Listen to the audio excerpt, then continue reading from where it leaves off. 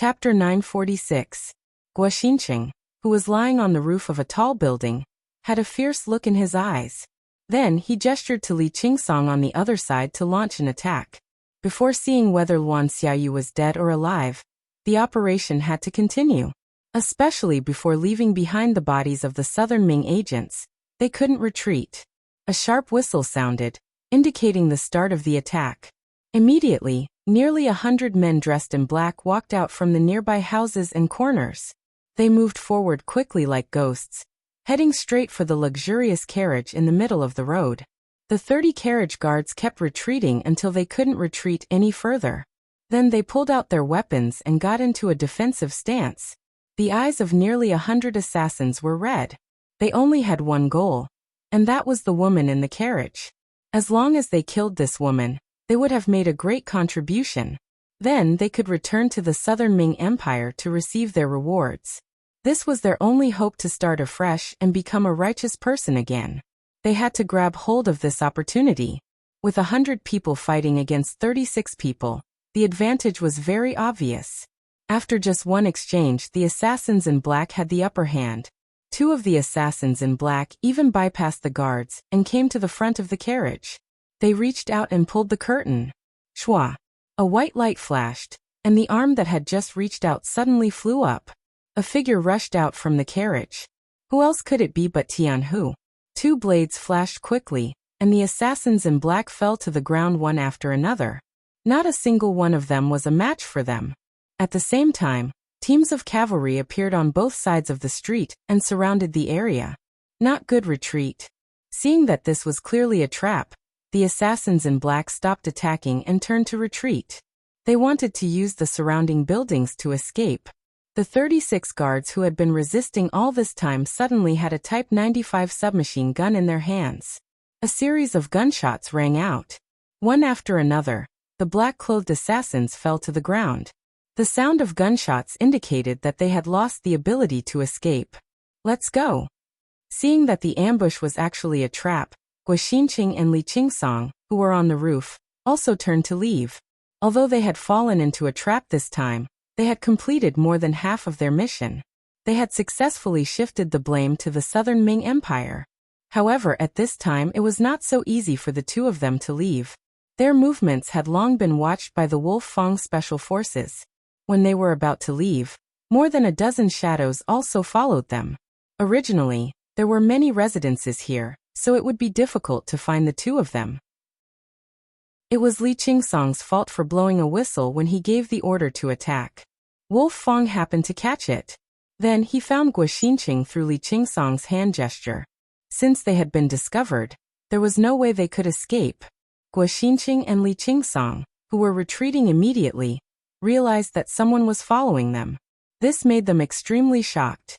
They could not understand how they had been discovered when they had been so careful. However, now was not the time to pursue these matters. Escaping was the problem that needed to be considered. Li Qingsong was very unlucky. In the process of escaping, he rushed straight toward another member of the Wolf Fang Special Forces, and was blocked. Seeing that the road ahead was blocked, he gritted his teeth and jumped down from the roof that was more than 30 feet high. Ah! Ouch! Feeling that his ankle was twisted, Li Qingsong immediately took a deep breath.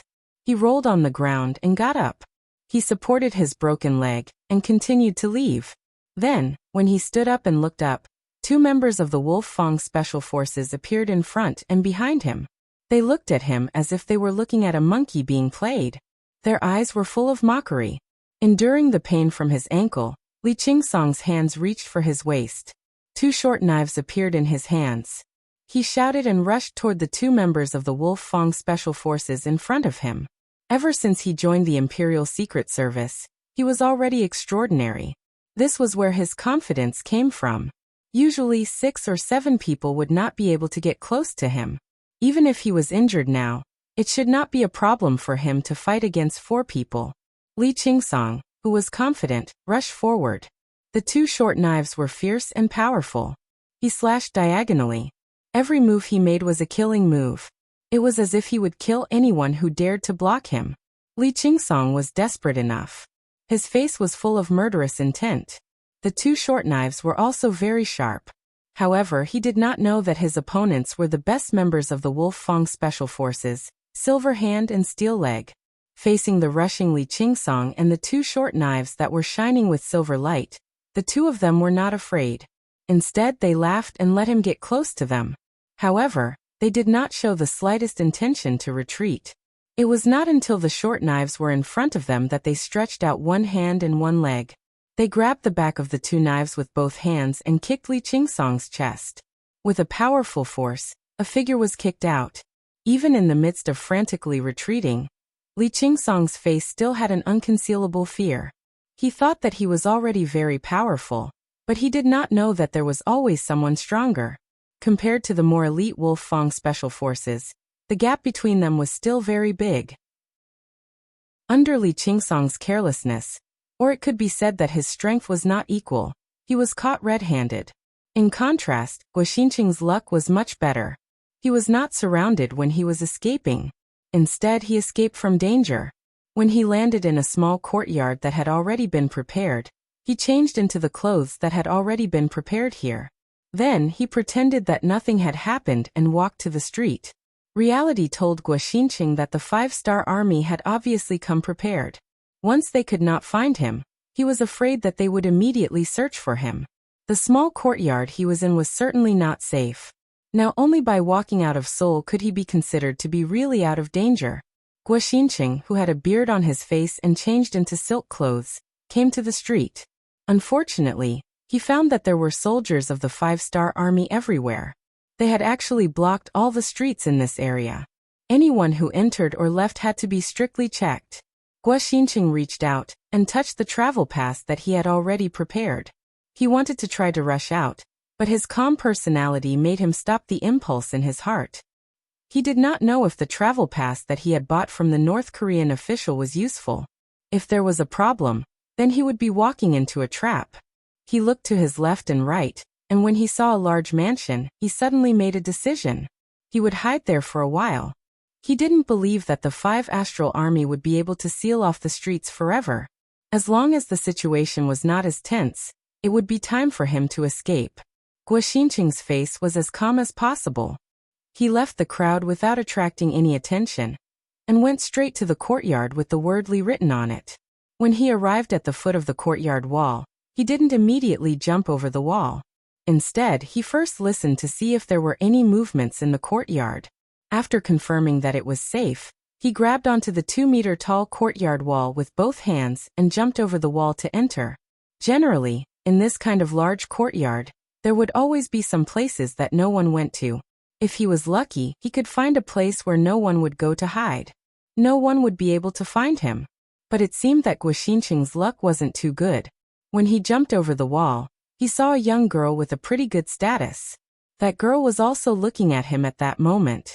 For a moment, their eyes met, and both of them had surprised expressions in their eyes.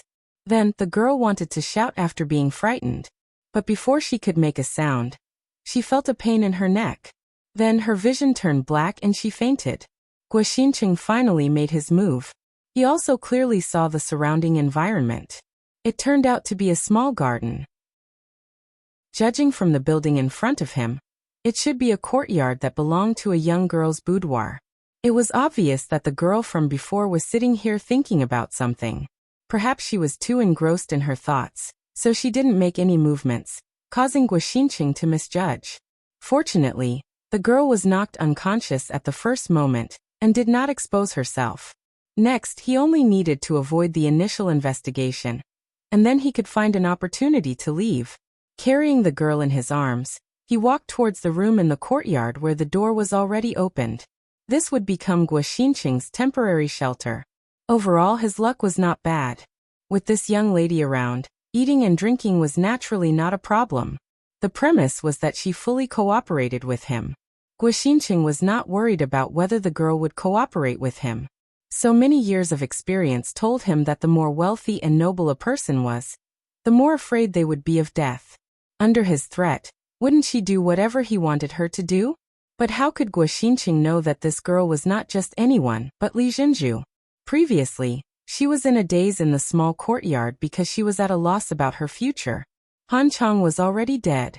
It was said that Tian, who had also been reprimanded by the Duke of Loyalty, now he was still imprisoned. Then what was she? What if Tian, who felt that she was unlucky because of this matter, and did not want her in the future? Compared to other girls, she might have the right to choose. Because of her, one person was killed and the other was imprisoned. She would inevitably be regarded as an ominous woman by others. She had no more choice. It seemed that blessings did not come in pairs and misfortunes did not come singly. If a person was unlucky, even drinking cold water could be stuck between their teeth. While he was in the courtyard, he actually encountered a criminal. Could this be his fate? After a while, Li Jinju slowly woke up. Her eyes were filled with tears as she looked at Guoxinqing, who was standing in front of her with a dagger in his hand. Li Jinju woke up. Guoxinqing showed a kind face as much as possible and said, "I am not a bad person. I just offended some enemies. They want to deal with me, so I temporarily hid here. Please rest assured that once the danger is over, I will leave. As long as you cooperate and don't yell, I will not hurt you. How about it?" Chapter 947. Seeing that Guoxinqing wasn't a lecher, and was even so amiable, Li Jinju wasn't as nervous as before and nodded. Then the white cloth covering her mouth was removed. "All right, I'm going to let you go now. But if you dare to scream, then the white knife will enter and the red knife will come out. It's a pity that you're so beautiful, and yet you're going to die. Wouldn't that be a pity?" Li Jinju nodded her head twice. Seeing how cooperative Li Jinju was, Guoxinqing smiled. "Very good. Next, I have a request. Before I leave, you can only stay in this room. If I discover any movement from you, I guarantee that within a few steps, my knife will fly out and take your life. Do you understand?" "I understand."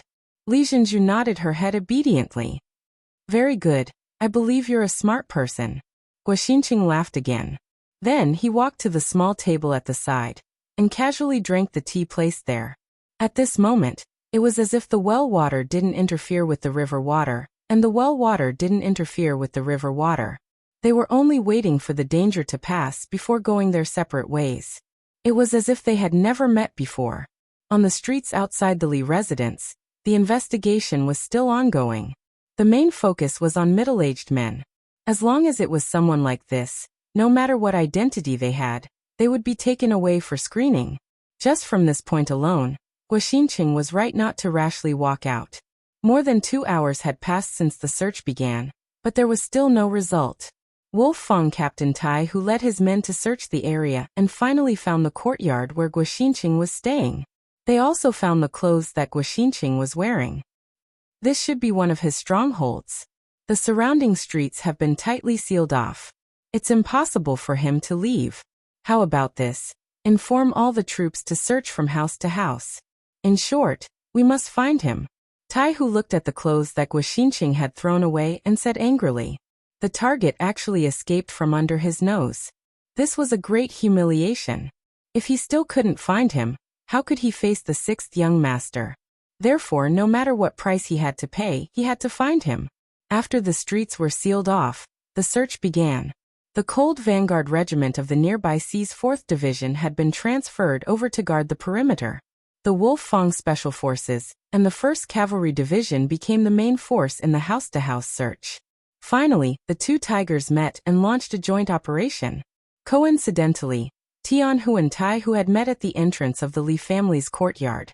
This place was very close to the street, and it was also a big house with many rooms. It would be very easy to hide a person here. When the two tigers appeared at the entrance of the Li residence with several subordinates, the two nodded in greeting. One was an infantryman, while the other was a cavalry. One was a regular combat unit, while the other was on a special mission. This made it very difficult for both sides to work together. But now they actually bumped into each other. It must be said that it was a kind of fate. Captain Tai, after you. Teacher Tian is too polite. This is Li Minheo's residence, right? You should go first. After a round of politeness, it was Tian who raised his arm and knocked on the door. After all, everyone knew that he and Li Minheo's daughter seemed to get along very well. After all, they would be family in the future. Things like knocking on the door, he could do it. If someone else did it, it would be equivalent to not giving Tianhu face. Taihu was a very good person, so he gave up the opportunity. After a round of knocking, the door of the Li residence opened. As the master of the house, Li Minhao came out with a group of servants. Teacher Tian? Li Minhao didn't know what was going on outside, but with the idea that it was better to avoid unnecessary trouble, he stayed in the house and prohibited others from entering or leaving. When he suddenly heard someone knocking on the door, he was a little unhappy. He thought that someone was targeting the Li family. But when he opened the door and saw that the leader was Tianhu, the anger on his face suddenly disappeared and was replaced by a smile. "Oh, I didn't know that Teacher Tian would come. Sorry for not coming out to meet you." Li Minhao was very polite. He spoke very fluent Chinese. It could be seen that he was an official who was heavily influenced by Sinology and Confucianism. "Sir Li, I'm sorry. There are thieves nearby. We need to search from house to house. Oh, by the way, this is Captain Taihu." A slap does not hit a smiling face. Moreover, Li Minhao was Li Zhenju's father, so he spoke very politely. "Oh, so it's Captain Tai. It's an honor to meet you." Li Minhao was a smart person. After listening to Tianhu's introduction, he knew that Taihu's identity was not simple. While he was smiling, he also tried to raise the other party's identity as much as possible. "Sir Li is too polite. It's a pleasure to meet you. It's just that we have official business to attend to. We'll have a good chat with Sir Li next time. I don't know if we can do a check now." Taihu also had a smile on his face. He gave enough face to Tianhu. Otherwise, there would be no need to be polite. With the military order, they could just go in and check directly. Of course. Generals and brothers, this way please." Li Minhao smiled and stepped aside to let them pass. If it were someone else, he would be more or less unhappy. However, the leader was Tianhu, so he didn't feel any reluctance. Under Li Minhao's lead, everyone entered the Li family's courtyard. Then, the brothers he brought with him started to search. Everyone knew that Tianhu was related to Li Minhao. Therefore, even though they were searching, they were very careful and didn't damage a single blade of grass or tree. After about half an hour, the soldiers returned to the main courtyard. The news they brought with them was that they didn't find anything suspicious. Tianhu nodded with satisfaction. Then he looked at Taihu. Since the Li family was related to him, it was better for him to not make some decisions. He didn't want others to say that he was covering for them. Taihu also smiled at Tianhu. Then he asked the team members he brought with him, "Are you sure you've checked everything? There's no problem?" "Yes, there's no problem. Only Miss Li Zhenju's courtyard is left unchecked." The team members reported. Then their faces showed some embarrassment. In the eyes of the soldiers, there was no difference between men and women. Since they were searching, of course, they couldn't let go of any place. However, who was Li Zhenju? After everything was done, she would become Division Commander Tianhu's concubine. How could such a woman be treated the same? Therefore, no one broke into her courtyard and no one dared to check it. This. Taihu looked at Tianhu with an embarrassed expression. "Division Commander Tian, what do you think about this?" "It's okay. I'll go with Master Li to take a look." Tianhu naturally understood that this was Iron Tiger giving him face. He immediately accepted the mission, and then looked at Li Minhao who was beside him. Li Zhenju was still a member of the Li family. It wasn't appropriate for him to meet her in private. "Oh, no problem. I'll accompany Division Commander Tian to take a look at my daughter. It just so happens that she's not in a good mood recently. I'll have to trouble Division Commander Tian to comfort her." Li Minhao keenly felt that this was an opportunity. How could he let go of an opportunity to get together with his daughter and Tianhu? "Thank you." Tianhu expressed his gratitude to Li Minhao. Then he looked at Taihu and said, "Captain Tai, why don't we go together? I'll introduce Miss Li to you." Tianhu didn't want to mix public and private matters. If it turned out that the fugitive was in Li Zhenju's room and he didn't see it, then he wouldn't be able to explain himself even if he had 100 mouths. Although the possibility of this happening was less than 1 in 10,000, it was better to avoid trouble. Originally, Taihu didn't want to go in and take a look. There were still many places to check. However, if he rejected Tianhu's invitation, it would seem that he wasn't open and aboveboard. Therefore, after thinking for a while, he nodded. Okay, since that's the case, I'll go and see Miss Li. It'll be considered as a greeting. It was a great honor to have the dignified commander of the Cold Vanguard Special Forces greet someone. Without a doubt, this machine was for Tianhu. It was also a way to express goodwill. Okay, let's go together. Li Minhao still had a smile on his face.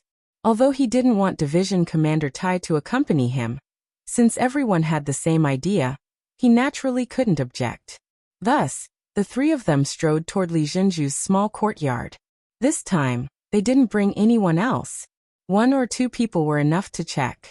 In the small courtyard, when the sound of footsteps came from outside the door, Guoxinqing, who was resting with his eyes closed, opened his eyes. Then he looked at Li Zhenju, who was still trembling with fear, and gestured at the dagger in his hand. Li Zhenju's entire body tensed up. Her face revealed a shocked expression as she nodded lightly. She believed that if she didn't do as this person said, the dagger that scared her would stab her body at any time. The footsteps outside the door were getting closer and closer. Li Minhao's voice could also be heard clearly. Division Commander Tian, Division Commander Tai, this is my daughter's boudoir. Hee. I don't know why the door is closed in the middle of the day. The weather isn't too cold right now. Seeing that the small courtyard's door was closed, Li Minhao smiled awkwardly and prepared to continue forward. Wait. Tai Hu, who was beside him, promptly stopped Li Minhao and asked, Sir Li, you said that Miss Li's door is usually open during the day? Oh, it's October now. The weather in the morning and afternoon is still very warm. Usually it's open, except for cloudy and rainy days. Li Minhao instinctively explained. After saying this, he seemed to have suddenly thought of something. His whole body couldn't help but tremble. Then his body went limp and was about to fall to the ground. Chapter 948. Fortunately, Tianhu reacted quickly and reached out to steady him. Then he gently shook his head. Captain Tai is just suspicious. Perhaps there is no problem. Good, it's best if there is no problem. Li Minhao quickly returned to normal. After all, he had led soldiers before and had some courage. However, it was because this matter involved his daughter. Coincidentally, his daughter was the hope of the Li family. This caused him to lose his composure. At this time, Tianhu had already turned his head and looked at Tai Hu. Captain Tai, are you sure there is a problem here? I'm not sure, but we have to guard against abnormalities. How about this? We will stand on the left and right of the door and wait for Official Li to open the door. Then we will rush in. However, I don't know if Teacher Tian will have any problems with this kind of close combat. At this time, Tai Hu had no time to call his team members outside. If he left now and the person he was looking for was really in the room, he would definitely be alerted. Therefore, the next step would depend on him and Tianhu. I have no problem with close combat. Tianhu nodded. He was not originally a cavalryman. He only learned it later, so close combat was not a problem for him. Good, then we will need Official Li's cooperation. Don't worry, Teacher Tian and I are here, so there won't be any problems. In a while you just need to act like normal.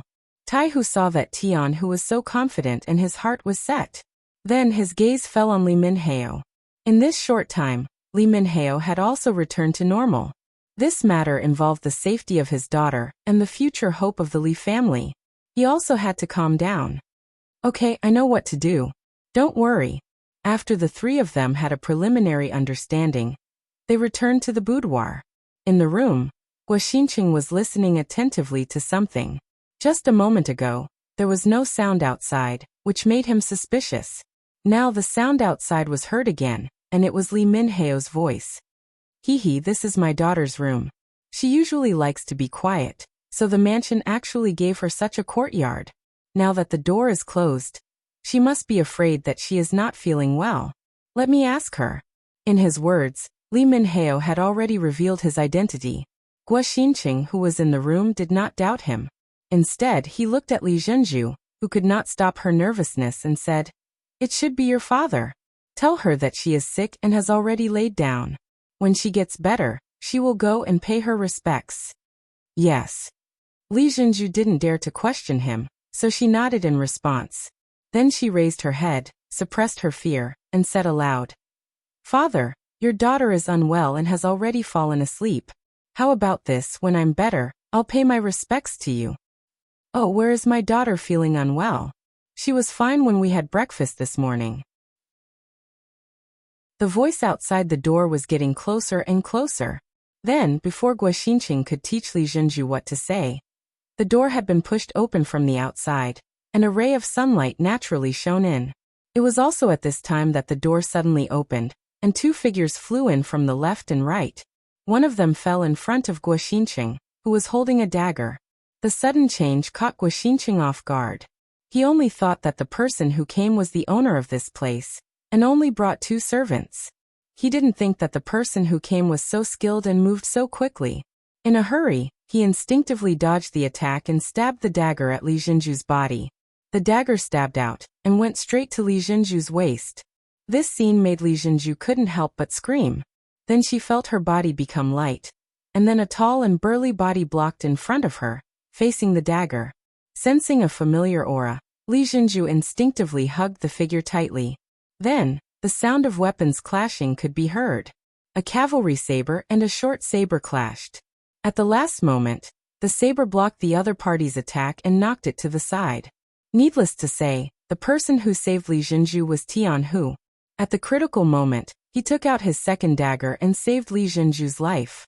When he stretched out his dagger, he also took the opportunity to take a few steps back and sent Li Zhenju to a safe place. Then he loosened his hand and put her down. He said to Li Minhao, who was still looking at this scene in surprise, "Look after her." After he finished speaking, Tianhu had already rushed out with his dagger. His target was Guoxinqing, who was fighting with Taihu. Guoxinqing, who was once an elite of the Great Ming Dynasty's genie guards and had few opponents, was in a crisis at this moment. The martial arts he was most proud of had become the most useless at this moment. When he faced the captain of the special forces, Taihu, he found that no matter how he struggled, he seemed to always be at a disadvantage. His speed, strength, and flexibility were all inferior. When Guoxinqing first fought with Taihu, he felt a strong pressure. He retreated step by step. In the blink of an eye, he had already retreated 4 steps. Seeing that the wall behind him was not far away, his forehead was covered with layers of sweat. Swish! Another swift blade flashed over, brushing past his arm and slicing off a layer of flesh. Blood dripped down and pain assaulted his entire body, causing Guoxinqing's movements to involuntarily slow down. This created an opportunity for Iron Tiger. Taking advantage of the moment when Guoxinqing's retreating speed slowed down, Iron Tiger swept Guoxinqing to the ground with a long leg sweep. When his body fell to the ground, Guoxinqing instinctively wanted to jump up like a carp or a sparrow hawk. However, an extremely sharp thin knife was already placed on his neck. He had a feeling that if he dared to move again, his head would definitely be separated from his body. Guoxinqing was captured alive. Facing the joint attack of Taihu and Tianhu, no one in the 5-star army could defeat them except for Yang Qindong. After Taihu removed Guoxinqing's chin to prevent him from biting his tongue, he carried Guoxinqing as if he was carrying a chicken. He smiled and turned around to leave. He had a feeling that this person's identity was definitely not simple. Perhaps he could get more details from him. Tianhu did not leave immediately. Seeing that Li Zhenju was frightened, he wanted to stay and comfort her.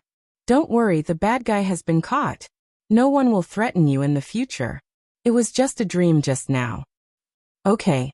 Li Zhenju, who had calmed down, temporarily forgot her fear. She looked at Tianhu and asked, "You didn't kill Han Chang, right?" "Of course not. Xiong Kai must have something to do with that person just now. You can rest assured that with the 6th young master here, it won't take long for the truth to come out." Tianhu showed a rare smile. Not only him, but probably all the people in Yangxia thought of Yang Qindong as an omnipotent existence. The so-called conspiracy in front of the 6th young master could only be seen through. Guoxinqing was captured, and so was Li Qingsong. When the two were taken to the dungeon in Seoul, the captured assassins quickly identified the two as their leaders. In this regard, the two had no intention to refute. They not only admitted it frankly, but also revealed their hidden identities. They only asked for a quick death. Taihu, who was in charge of the interrogation, came to the palace after getting the confession. After seeing Yang Chendong, he gave a detailed report. Yang Chendong listened quietly, but after Taihu finished, he shook his head. They said they were sent by Ingzong to deal with me? Yes. As for their identities, we have already sent a report to the headquarters of the Security Bureau. The Baiming Security Bureau branch will soon send a report to us. At that time, everything will come to light. Taihu revealed a naive expression as he spoke. Everything seemed reasonable, and their identities shouldn't be fake. However, Yang Chendong still felt that there was something fishy about this matter. Ever since he was almost assassinated in Baiming's capital, he ordered the Southern Ming merchants to adjust the price of goods. Because of this matter, all of the Southern Ming merchants were very dissatisfied. Of course, they didn't dare to do anything to Yang Chendong, the god of wealth. Therefore, they quickly targeted the Southern Ming imperial court. Because of this matter, the Southern Ming Empire had already sent people several times to express goodwill and apologize.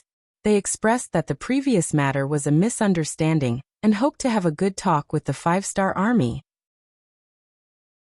After all, Yang Chendong was still the Great Ming Empire's loyal duke, so he couldn't be considered an outsider. However, Yang Chendong didn't have any intention of forgiving them. Under such circumstances, how could the Southern Ming Empire still send people to deal with him?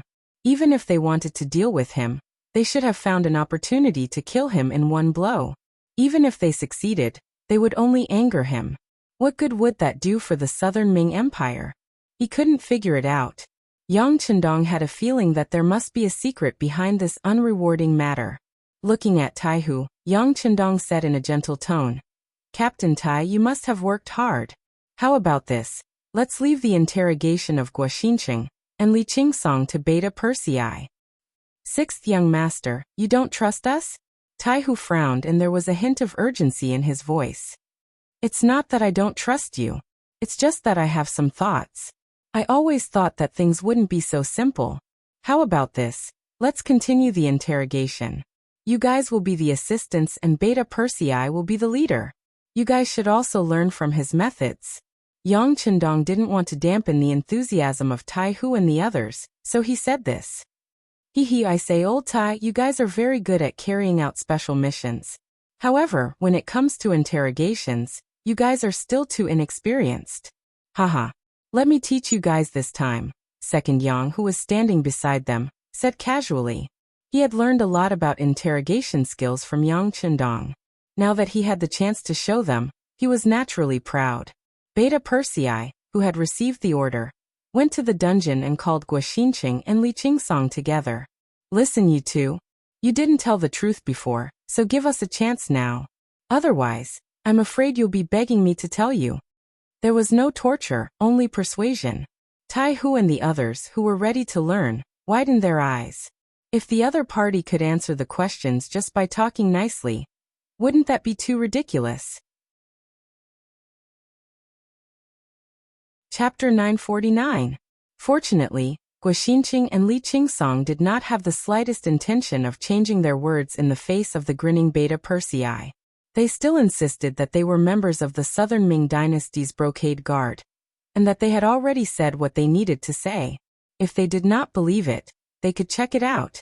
Well, you're refusing a toast only to be forced to drink a forfeit, hee.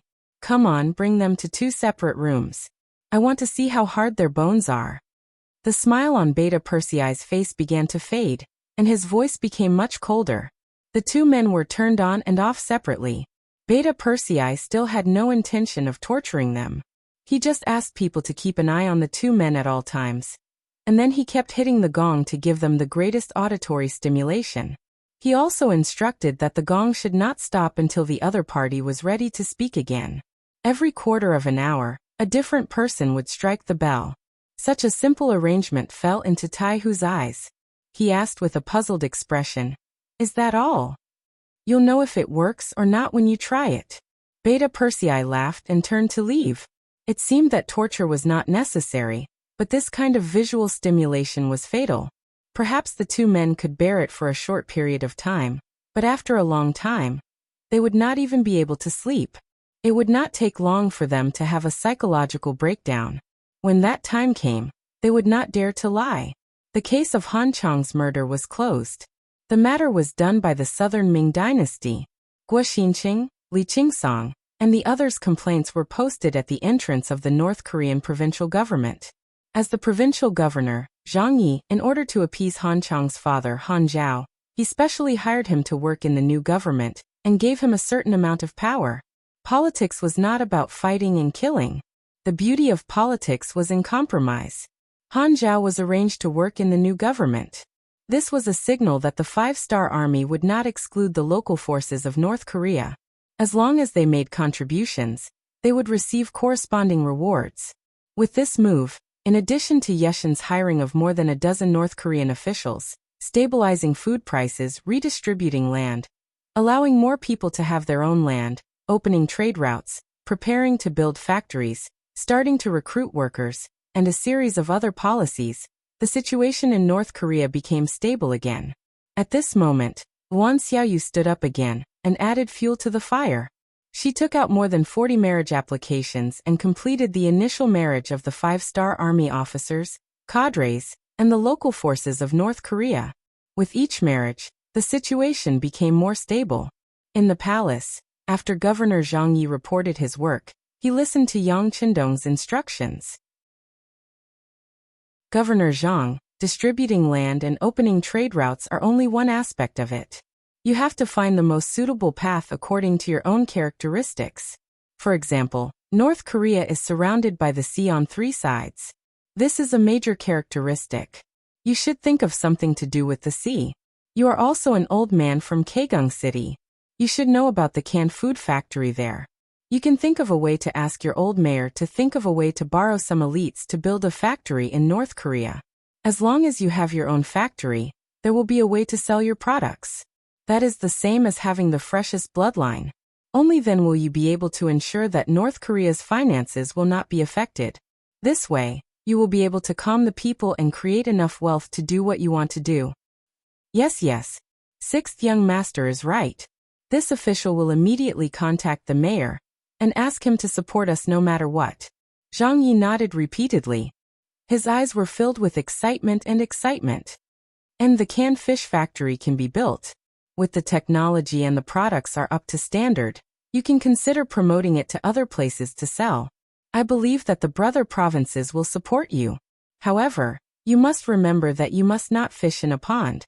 You must have a plan and targeted development for the sea. You must not overdo the fishing. When the time is right, you can also consider artificially getting some fish seedlings and scattering them into the sea. Otherwise, our generation will be able to eat the capital, but the future generations will suffer. Also, you must think of a way to deal with the sewage from the factory in advance. You must ensure that the water quality of the sea is not a problem. Yang Qindong brought out some of the development experiences of the future one by one.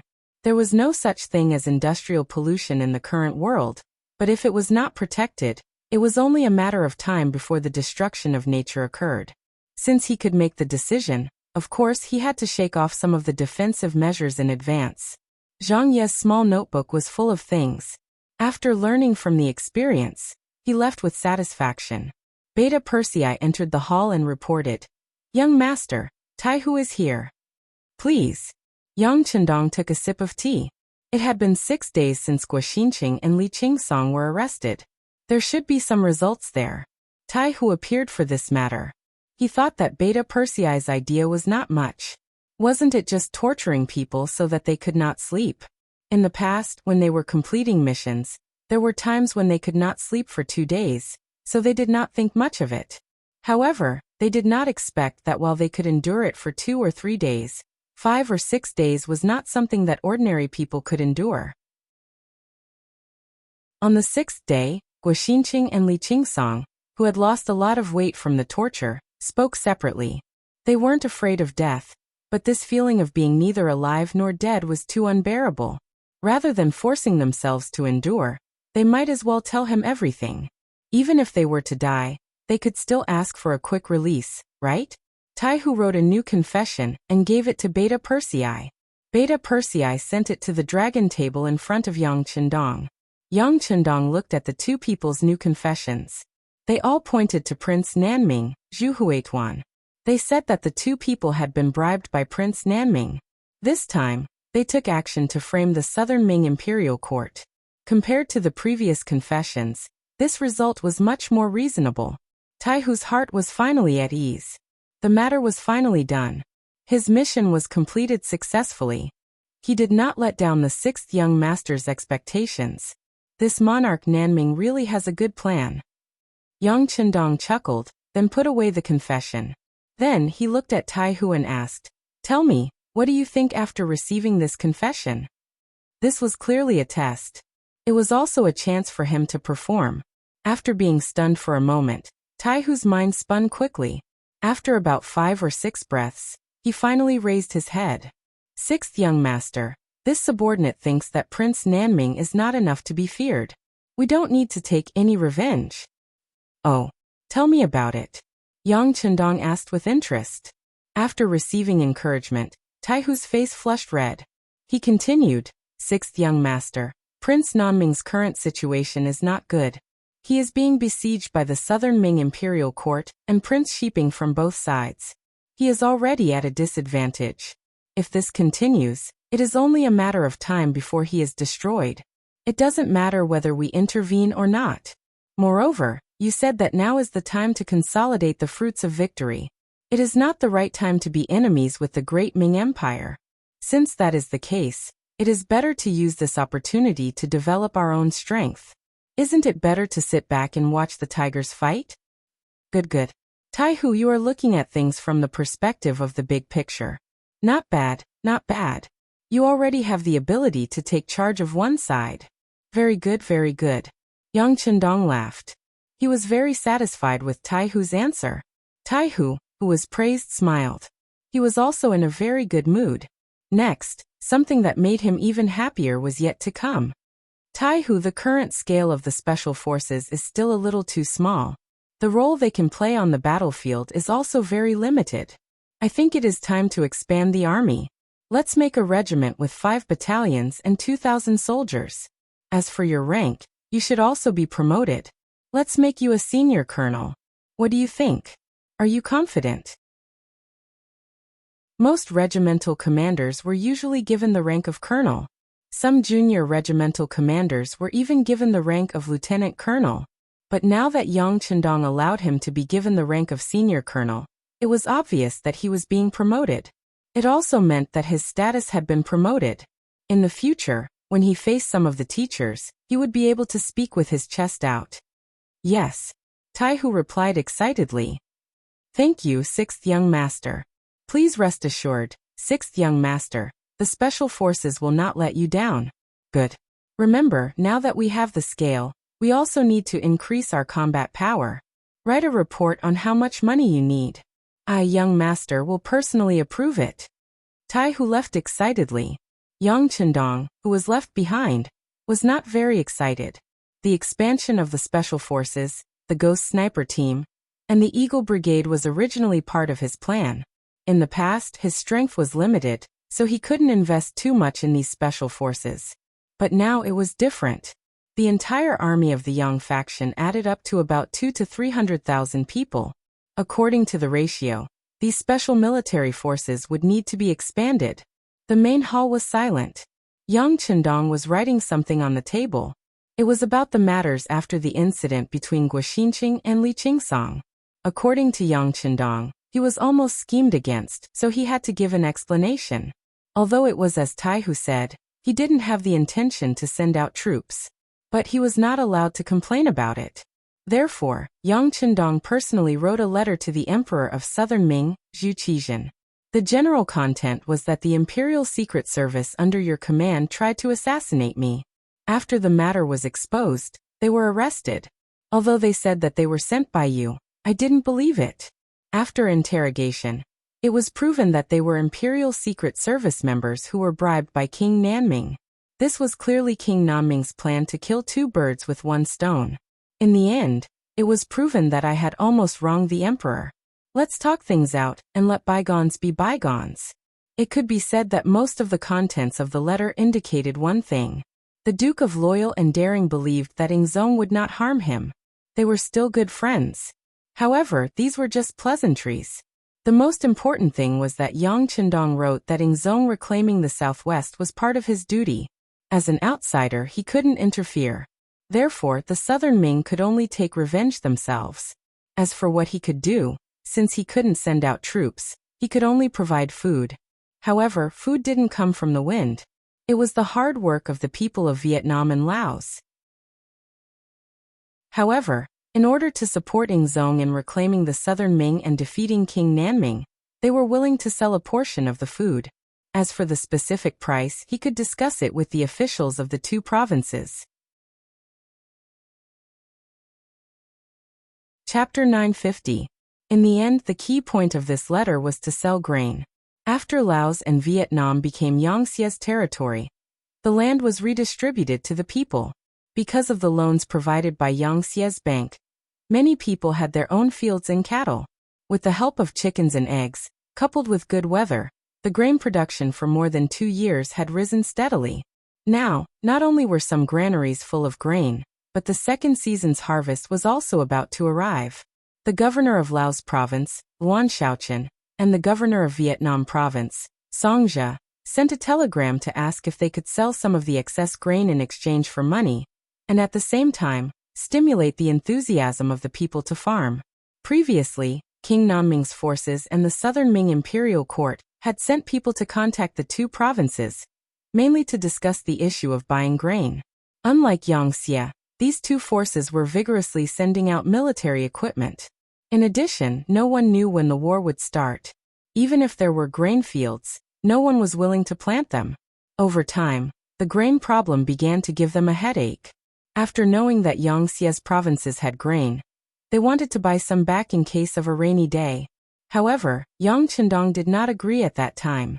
After all, the grain from these two provinces was used to supply the grasslands. But now, North Korea had become Yangtze's territory. It was also a large agricultural country. With the geographical advantage, they could buy grain from the grasslands in the future. This reduced the pressure on Vietnam and Laos, and the matter of selling grain finally slowed down. After the letter was finished, Yang Chendong personally sealed it after checking it. Then he called Beta Persei and asked someone to send the letter to Emperor Ingzong. Only then did Yang Chendong let out a long sigh. At the same time, he leaned back on the throne and narrowed his eyes. In the eyes of others, he was preparing to sell grain because he had a lot of grain. However, only he knew that he had a deeper and bigger plan, which was to strengthen the trust of the Southern Ming Empire. In order to meet this requirement, Yang Chendong was not prepared to sell grain at a high price. As long as the people and the government could make money, they would be satisfied. Looking at the Southern Ming Empire, once they realized that the amount of money used to buy grain was not high, and it was even more cost-effective than if they planted their own grain, they would naturally reduce the amount of grain they planted. Like this, if there was a day when he and the Southern Ming Empire turned the tables, he would only need to cut off the grain export chess piece to throw the Southern Ming Empire into chaos, and the opportunity would naturally present itself. Great Ming, although I admire your backbone and courage, but the weak are prey to the strong. Facts have already proven that you are heading towards decline. Since this is the case, for the sake of the Han people, I will replace you. Yang Chendong muttered in his heart as he slowly closed his eyes and breathed evenly. In the 10th month of 1454 AD, Korea became another province under Yangtze's control. This vassal state of the Great Ming Dynasty no longer needed to look up to the Great Ming Dynasty. Regarding this, there were many different voices in Baiming's court, and there were many curses. While Daizong and Zhu Qiyu were having a headache, Yang Chendong helped them in their hour of need. At the price of 120 taels of silver per warhorse, he loaned 50,000 warhorses to Baiming, which was 6 million taels of silver. Adding on the 5 million taels of silver that he had previously loaned them, the total was 11 million taels of silver. As the saying goes, money is king. After these 50,000 warhorses were sent from Shur City to Talis City, the different voices in Baiming's court quickly disappeared. With these warhorses, Baiming finally made a decision. After the new year, They would send troops to the grasslands and eliminate the threat of the Wara in the west. Although there were still 3 months because they were using too many troops, and because this was the first time Baiming's Daizong, Zhu Qiyu, had taken the initiative to go to war, the momentum was great, and the preparation time was naturally very long. According to the information sent by the intelligence department in Baiming's capital, this time Baiming would attack the Wara from 2 different directions. The 1st Legion was led by Yang Hong, with a total of 200,000 troops, of which 50,000 cavalry and 150,000 infantry, including 10,000 firearms units and 100 cannons, heading towards the Hatao region from Datong Prefecture. The 2nd Regiment was led by the Xian Mansion's chief soldier Shi Wanshan, with a total of 200,000 troops, of which 50,000 were cavalry and 150,000 infantry, including 10,000 firearms and 100 cannons, advancing from Sambar to Jingzhou in the Shaojing region. After the Tumu Castle incident, the Great Ming dynasty was divided into North and South. Baiming and Southern Ming finally revealed their fangs, each looking for their own goal, and started to prove their existence and realize their so-called great ambitions. At the beginning of December 1454 AD, Lung Feng and Wu Sheng, who had lost contact for 2 years, finally sent back news. The political commissar of the 3 divisions, Chen Bo, personally returned to the grasslands Shicheng.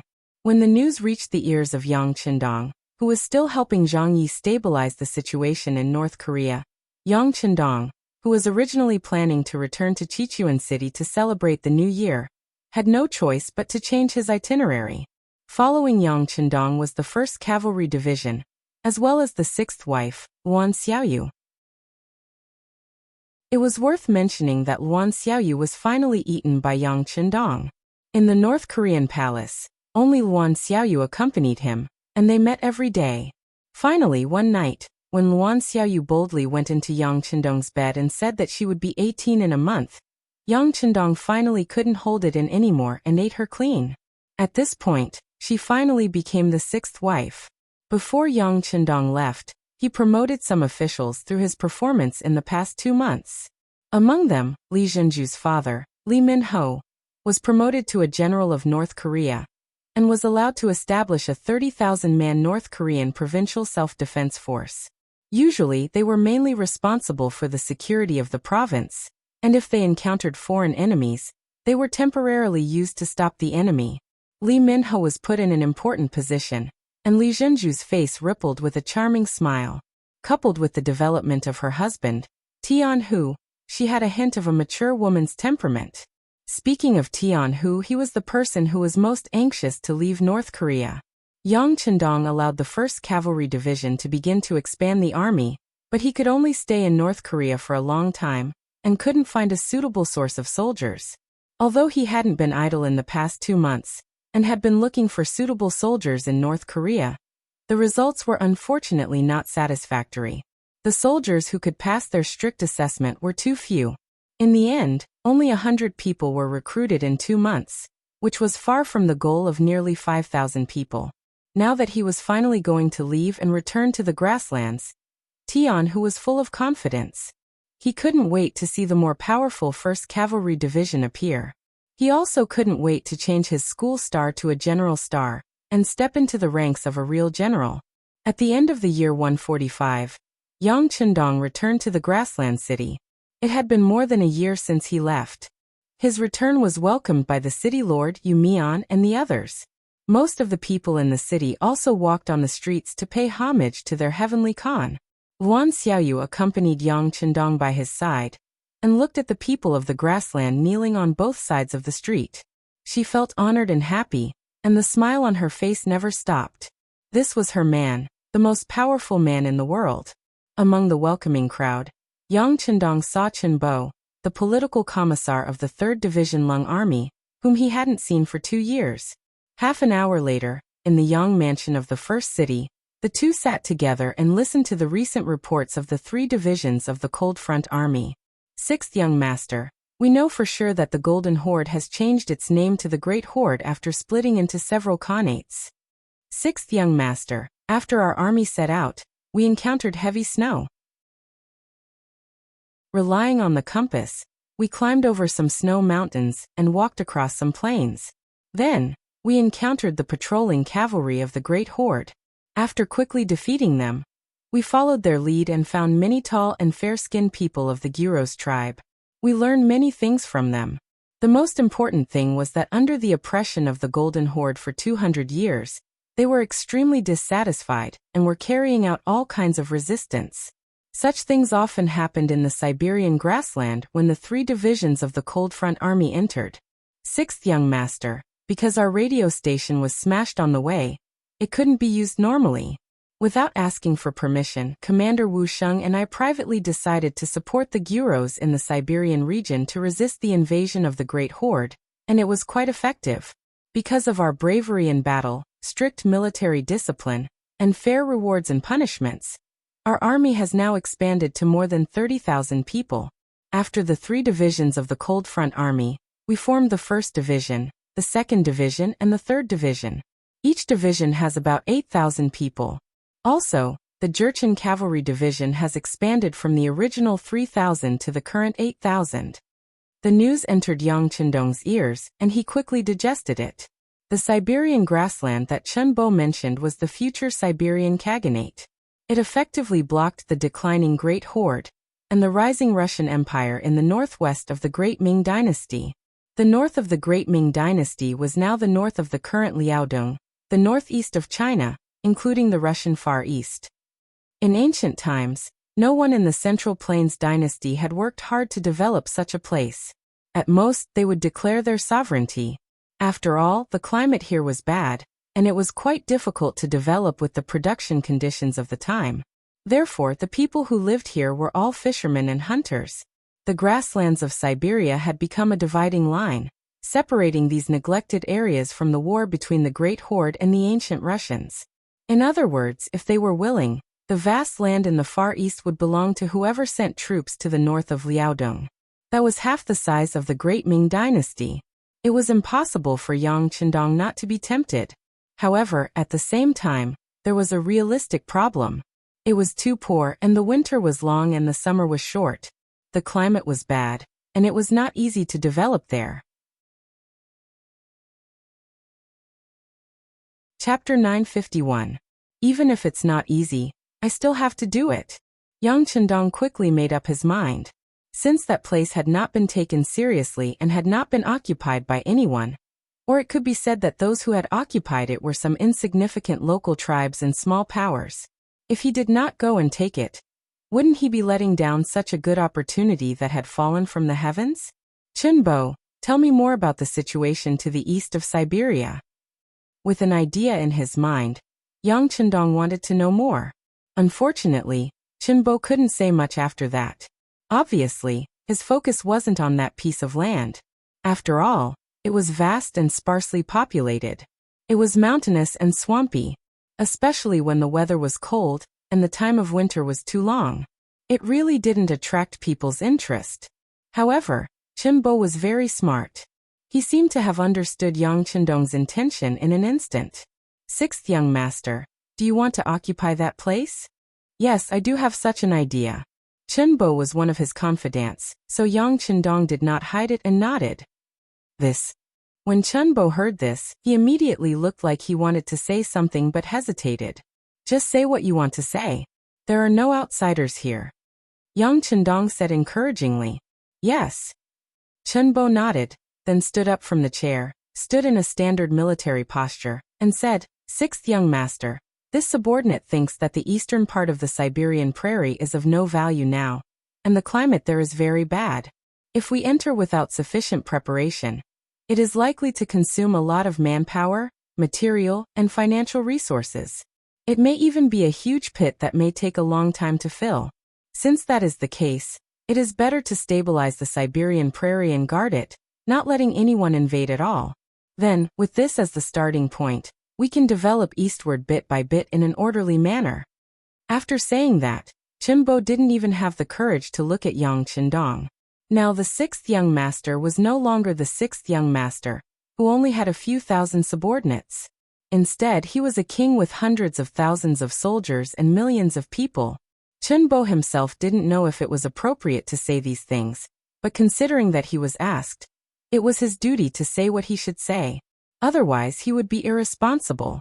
When Yang Chendong heard these words, his expression gradually changed. He suddenly realized that he had been too impatient. He had only wanted to occupy the land, but he had not thought about whether reality would allow him to do so or what kind of price he would have to pay. Perhaps the wish in his heart was too grand. So he had to race against time because he was not sure if his successor would continue on his path if his dream was not fulfilled after he was gone. Also, his life had been a little too smooth recently, which made him forget himself. That's right, the Far East was indeed not suitable to send a large army into. It was not for any other reason, but because the weather was bad and the roads were difficult to travel. Without any foundation and preparation, it would be a huge project to develop there again. It was very likely that it would end up like what Chen Bo said. In the end, it would take a lot of manpower, financial and material resources, and the final result would be far less than the cost. I was too impatient, Chen Bo. Thank you for your reminder. Yang Chendong, who had come back to his senses, very rationally gave up on the idea of migrating to the Far East. Chen Bo originally thought that his bluntness would make the sixth young master unhappy. If that was the case, his future path would be equivalent to reaching the end. However, he did not expect that not only was Yang Chendong not angry, but he even took the initiative to apologize to him. For a moment he was shocked. He quickly waved his hand and said, "Sixth young master, don't scare me.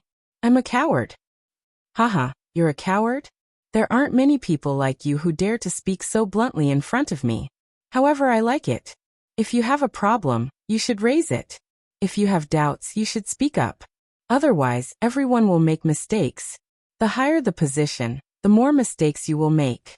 In this regard, you've done very well." Yang Chendong laughed. It was the kind of laughter that came from the bottom of his heart. Chen Bo immediately laughed. Then he brought up a topic that interested Yang Chendong.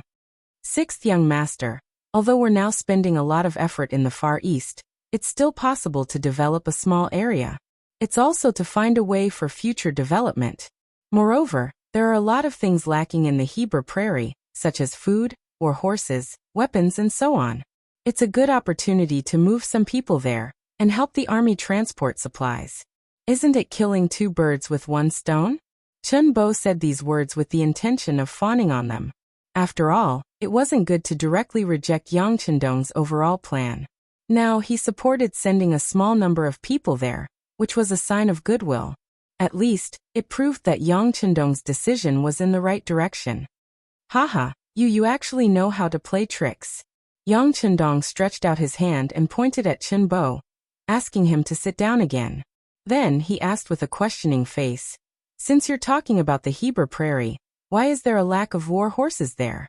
And weapons? As far as I know, there are a lot of iron mines underground in that area." What Yang Chendong said as far as he knew was naturally from the experience of the future. In fact, not only was the Far East rich in iron resources, its tungsten reserves were also among the world's top. The tungsten resources were mainly distributed in the North Caucasus, East Siberia, and the Far East. The discovered mineral deposits were basically primary comprehensive ores, accompanied by molybdenum, copper, and so on. Yang Chendong really didn't understand why there was a lack of weapons in such a place. Soon, Chen Bo had an answer to these questions. "Sixth young master, you don't know, but as you said, there are still some iron mines in the area. It's not difficult to find them. The difficult part is that there are no people who can produce iron. If someone knows how to forge weapons, they will be treated like a treasure. Sometimes two tribes and forces will fight to find this person. If they can't be used, they will be killed. Because of this, there are fewer and fewer such people. Some people don't learn to forge for their own safety." At this point, Chen Bo couldn't help but sigh and said, "Sixth young master, you didn't see it, so you don't know. In some small tribes, when they fight with outsiders, what they use is simply a lump of iron. It has nothing to do with sharpness, and they completely rely on their own weight to kill the enemy. This is also why when we appeared, few people were our opponents. Facing the sharp military sabers, cavalry sabers, and battle sabers in our hands, when some of the local men saw it, it was as if they saw a rare beauty. There's such a thing? Then the Golden Horde, oh no! Now the Golden Horde is also scarce in weapons? Yang Qindong never thought that there would be a shortage of weapons because of a lack of technology. No. Large forces would have a place where they could forge weapons. Those places were well protected and generally, there wouldn't be any danger. They would also attract more skilled blacksmiths. As time passed, the bigger the force, the faster it would develop. On the other hand, the smaller the force, the less room it would have for development. It's like raising war horses. Big forces naturally have good horse farms, which are heavily protected. On the other hand, small forces don't have enough strength to protect themselves. The more war horses they raise, the greater the danger they bring to themselves. This is also the reason why they are getting weaker and weaker. Chen Bo's answer was very clear. Yang Qindong kept nodding while thinking maliciously in his heart. In the future, Russia's military equipment was always in the top 3 in the world.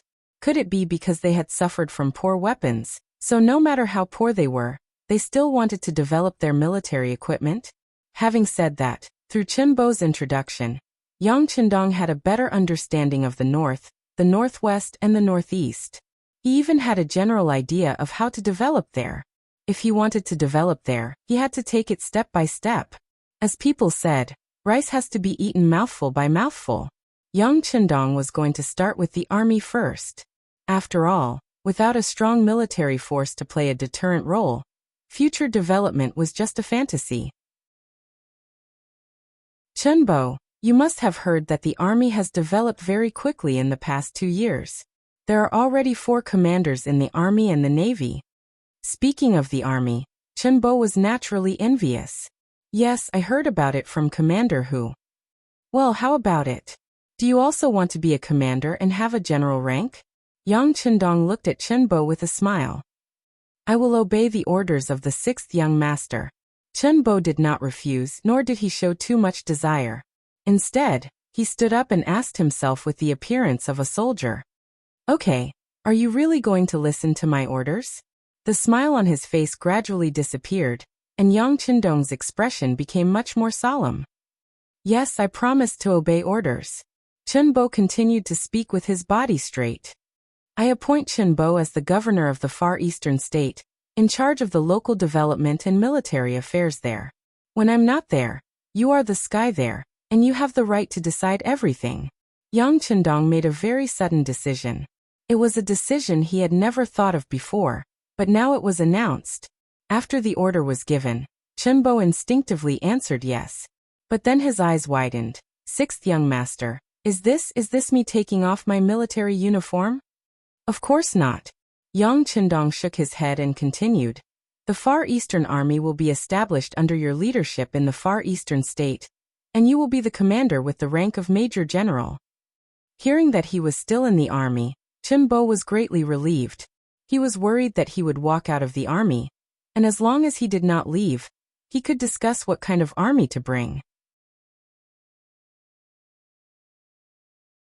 Chapter 952. Although Chen Bo believed that his commanding ability was not bad, there was still Wu Sheng among the 3 divisions.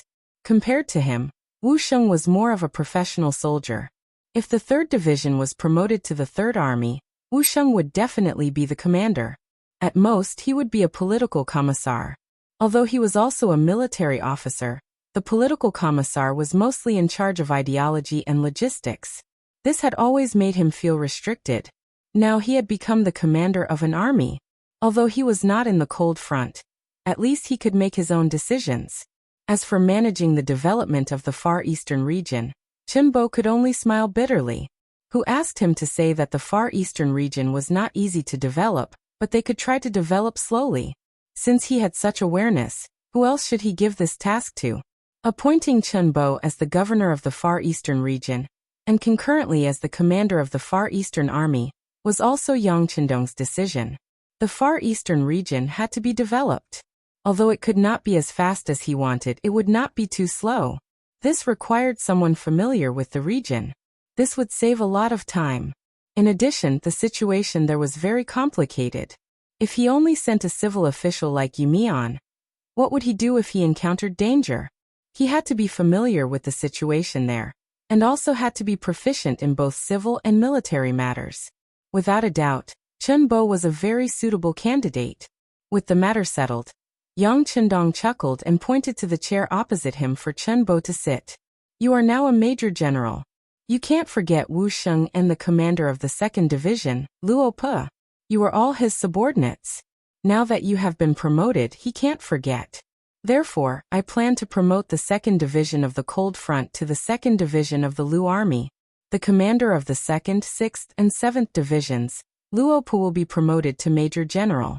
The 3rd Division will be promoted to the 3rd Division of the Lu Army, and the commander of the 3rd Division, Wu Sheng, will be promoted to Major General.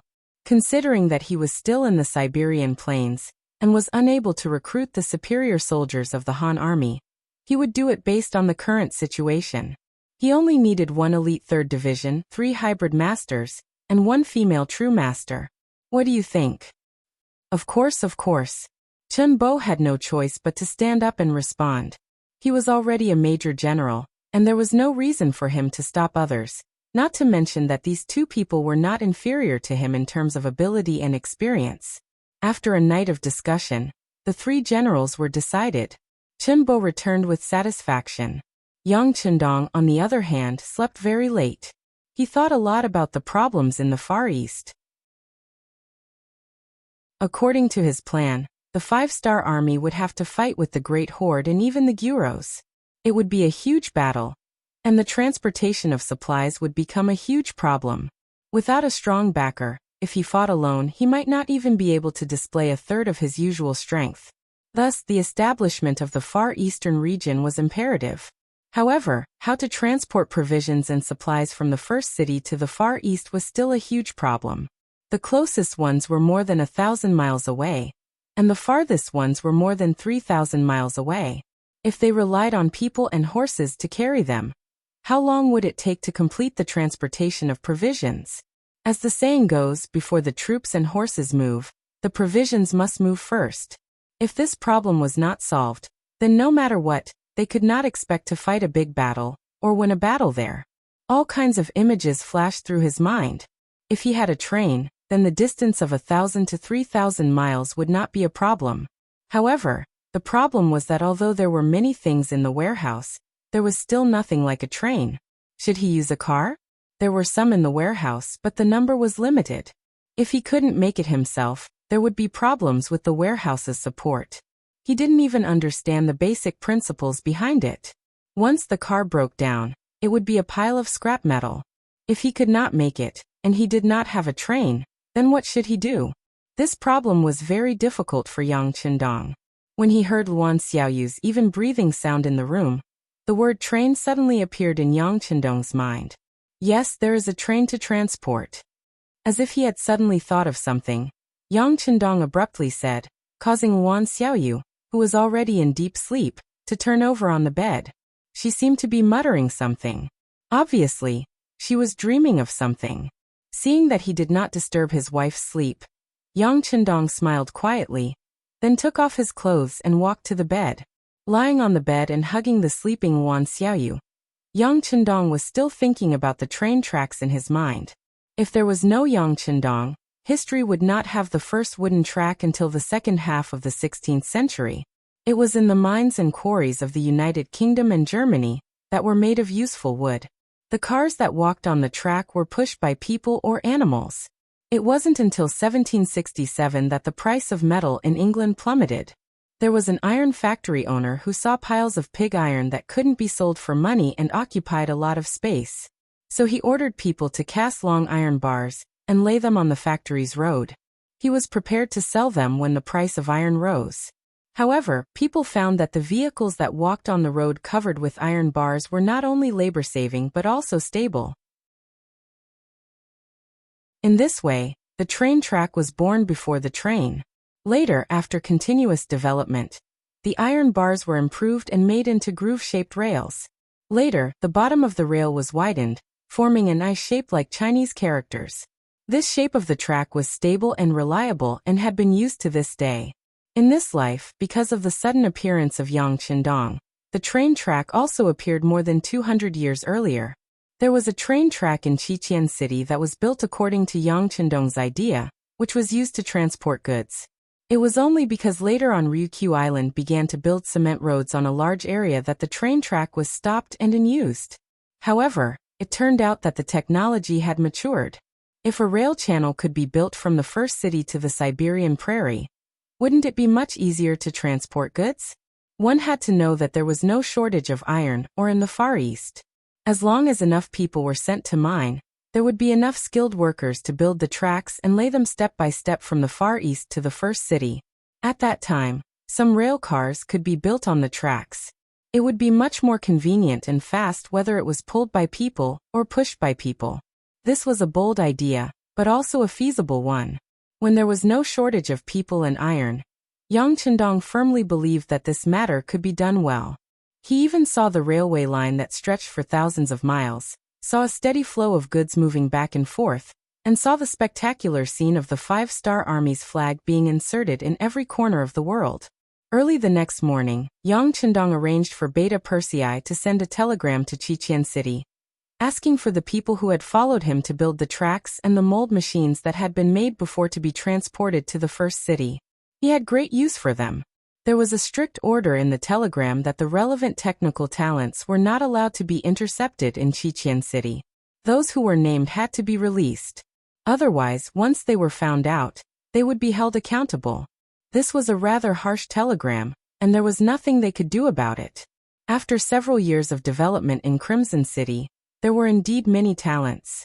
Their brains were active, and after reading the books that Yang Qindong gave them that could be called divine books, they relied on imitation to make a lot of things, and were constantly studying the core technology. Usually, such people were also regarded as great talents by Qiqian City. If other provinces wanted such talents in the process of construction, they would not be able to do it no matter how hard they tried. But this time, in order to develop the Far Eastern region, Yang Qindong finally made up his mind to make good use of these talents. These talents could be compared to the sharp blades of thousands of soldiers and horses. Once the Far Eastern region was developed, with the vast land there, tens of millions of hectares of arable land could be cultivated. That could solve the problem of food and clothing for many people. Not only did he have to occupy such a place, but he also had to occupy it early so that he could benefit early. During the period before the new year, Yang Qindong was basically busy with this matter. Originally, he had to return to Qiqian City to accompany his wives and beloved daughter, Lele. During the new year, batches of materials and talents were also sent from Qiqian City to Origin City. After everything was prepared, Chunbo personally went to the logistics division and selected an entire division from the division commander, Yang Si. The division consisted of 4 regiments of 8,000 people. In Yang Qindong's expectation, Chunbo took about 500 relevant technical personnel and thousands of old farmers who had enough farming experience to embark on the journey to Siberia for the second time. Not long after Chunbo left, at the beginning of the 3rd month of 1455 AD, Baiming's 400,000 troops set off in 2 directions. They gathered at Datong and Xian Mansion respectively, and then went straight to Wala Yeshin's troops. The situation in the grassland also became extremely tense at this moment. Yang Qindong had no choice but to stay in Origin City. He wanted to watch the 2 sides fight. It would be best if they could fight to a standstill. Only then could he leave Origin City and return to Qiqian City with peace of mind. With Yang Qindong staying behind, the new army and the 1st Cavalry Division were on standby. Origin City, including the newly built outer wall of Mabe City, was very peaceful. Every day, there would always be some Han people or grassland people who came to Origin City to avoid the war. Origin City was very generous. As long as you were willing to come, you could always arrange a lot of things to do. As long as you were not found to have any problems, other than Qiqian City, there were many other places you could go.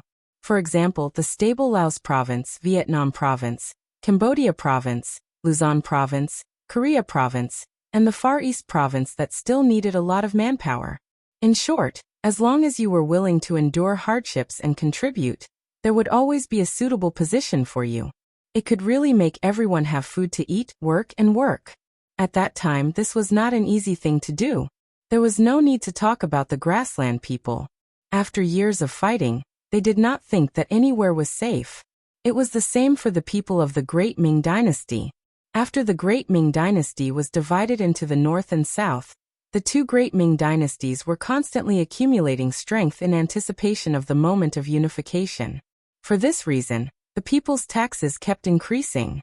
The people could be said to be miserable. Whether it was farming or doing business, most of their income had to be handed over.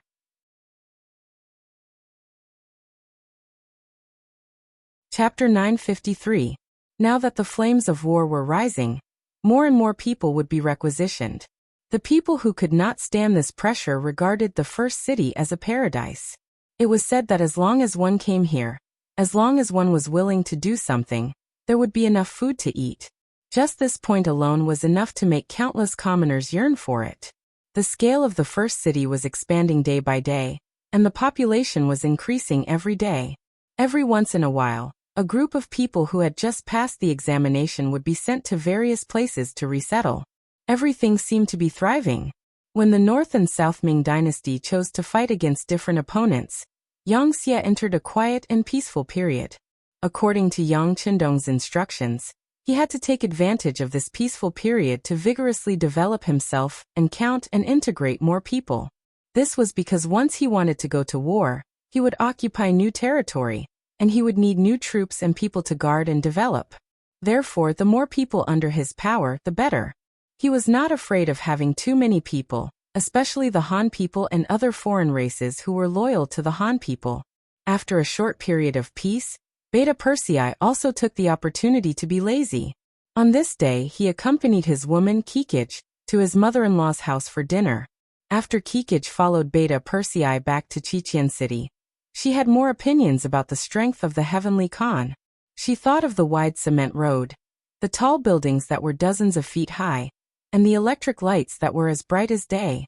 Since returning to the first city, she had been persuading her mother to leave with her and live in Qiqian City.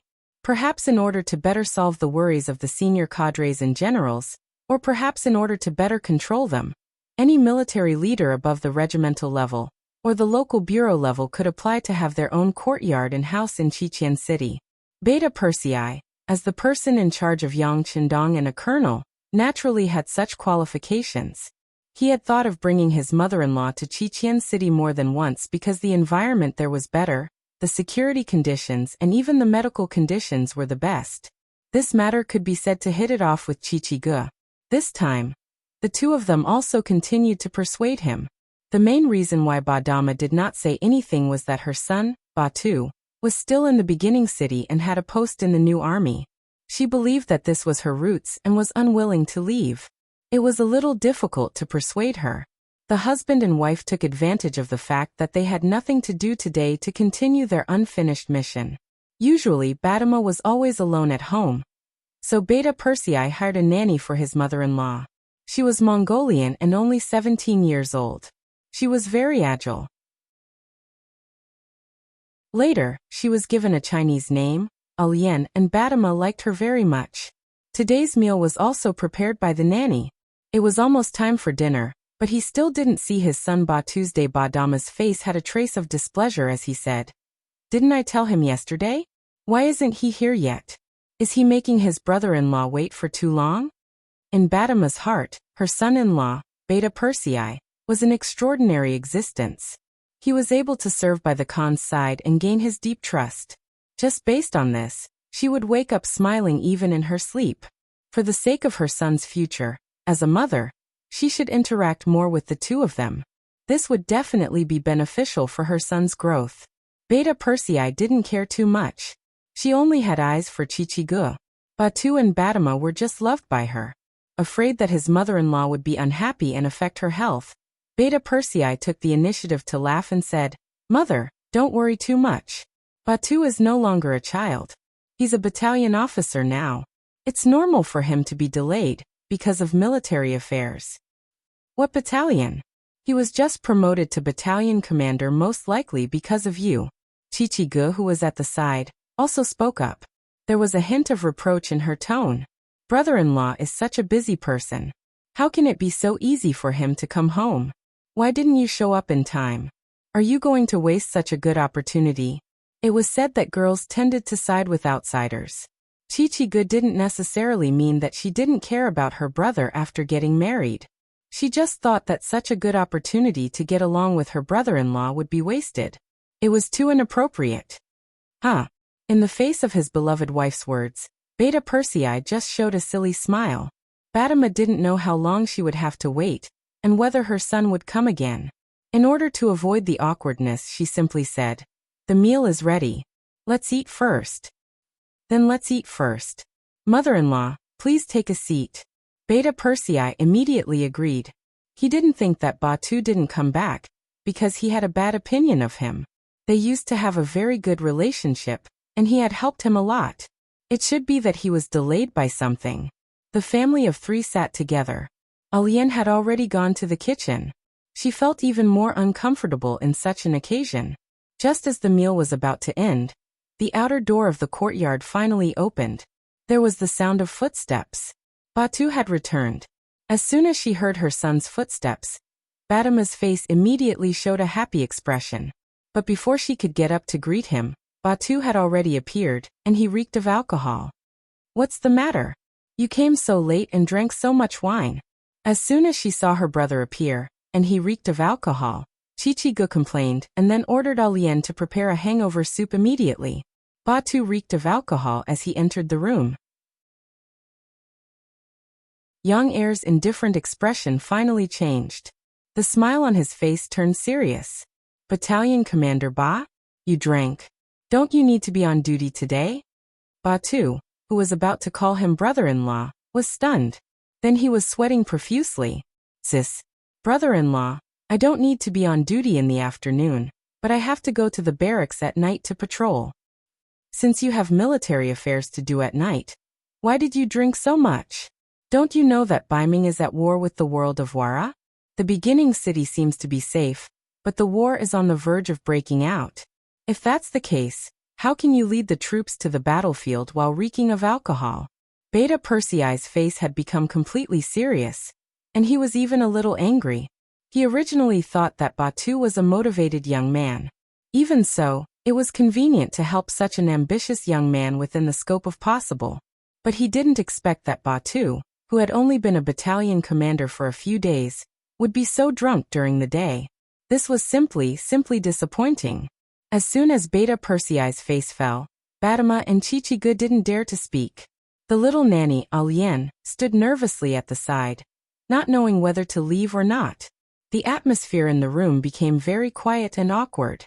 After a while, Chichigu finally couldn't help but say, "Second brother, he just drank some wine. It's not a big deal." "It's not a big deal if there's no war, but once there's a sudden war, do you think Batu will be better? He's now a battalion commander in Suhi's Tatar division. Do you know that the Tatar division's military regulations and combat power are second only to the 1st Cavalry Division? If Batu goes to the battlefield like this, what do you think will happen to him?" Beta Persei suppressed his anger and said to his wife reasonably, "What do you mean?" Chichigu naturally didn't understand this. "If he violates the military law, he will be punished by the military law. It's even possible that he will be beheaded. Do you understand?" Beta Persei said in a tone of disappointment. This sentence scared Chichigu and Batama so much that they tilted their bodies and looked like they would fall at any time. Fortunately, young Heir reached out in time to support his wife. Alian, who was at the side, was also very perceptive and supported Batama. Is this serious? Aya, Batu, how can you drink so much wine in broad daylight? If something really happened, even your brother-in-law wouldn't be able to say anything. What are you doing?" After Batama recovered from his shock, he immediately reprimanded his son. In the eyes of a mother without a husband, her son was her sky and her earth. If something really happened, she really didn't know how to continue living. Although Chichigu didn't say anything, her eyes showed obvious reprimand. Obviously, this incident angered her as his elder sister. She was angry at her brother's failure to live up to her expectations. Batu, who was targeted by everyone, had a wronged expression on his face. He did break the military law in the afternoon and drank, but he had no choice. But now no one seemed to be giving him a chance to explain. Since that was the case, he could only keep his mouth shut and let his mother, sister and even brother-in-law vent their anger first. Speaking of which, Batu was a good boy. He worked hard to become a battalion commander, although he had to give face to Beta Persei. But if he wasn't, with Division Commander Suhi's temper, he definitely wouldn't have been entrusted with such a heavy responsibility. Usually he was also very self-disciplined. Things like drinking alcohol rarely happened. This time, it was just a coincidence that he was in a hurry. Batu lowered his head and didn't refute. He was like a child who had done something wrong, and was admitting his mistake. When Kikich saw this, she couldn't bear it and gently shook her husband's arm. Beta Persei sighed softly. He knew that he had to say something, so he said, "Okay, tell me, why did you drink so much in the afternoon?" "Yes," Batu answered, then slowly raised his head. "Brother-in-law, I knew yesterday that you were coming today, so I had already planned to have lunch with you and mother. But I suddenly received an invitation in the morning, so I didn't come back in time." "Invitation? Who is it?" Beta Persei had been by Yang Qindong's side for so long. Although he wasn't extremely smart, he could always see the essence of some things very quickly. And his intuition told him that this invitation was the source of all this mess. If he guessed correctly, the identity of the person who sent the invitation should not be simple.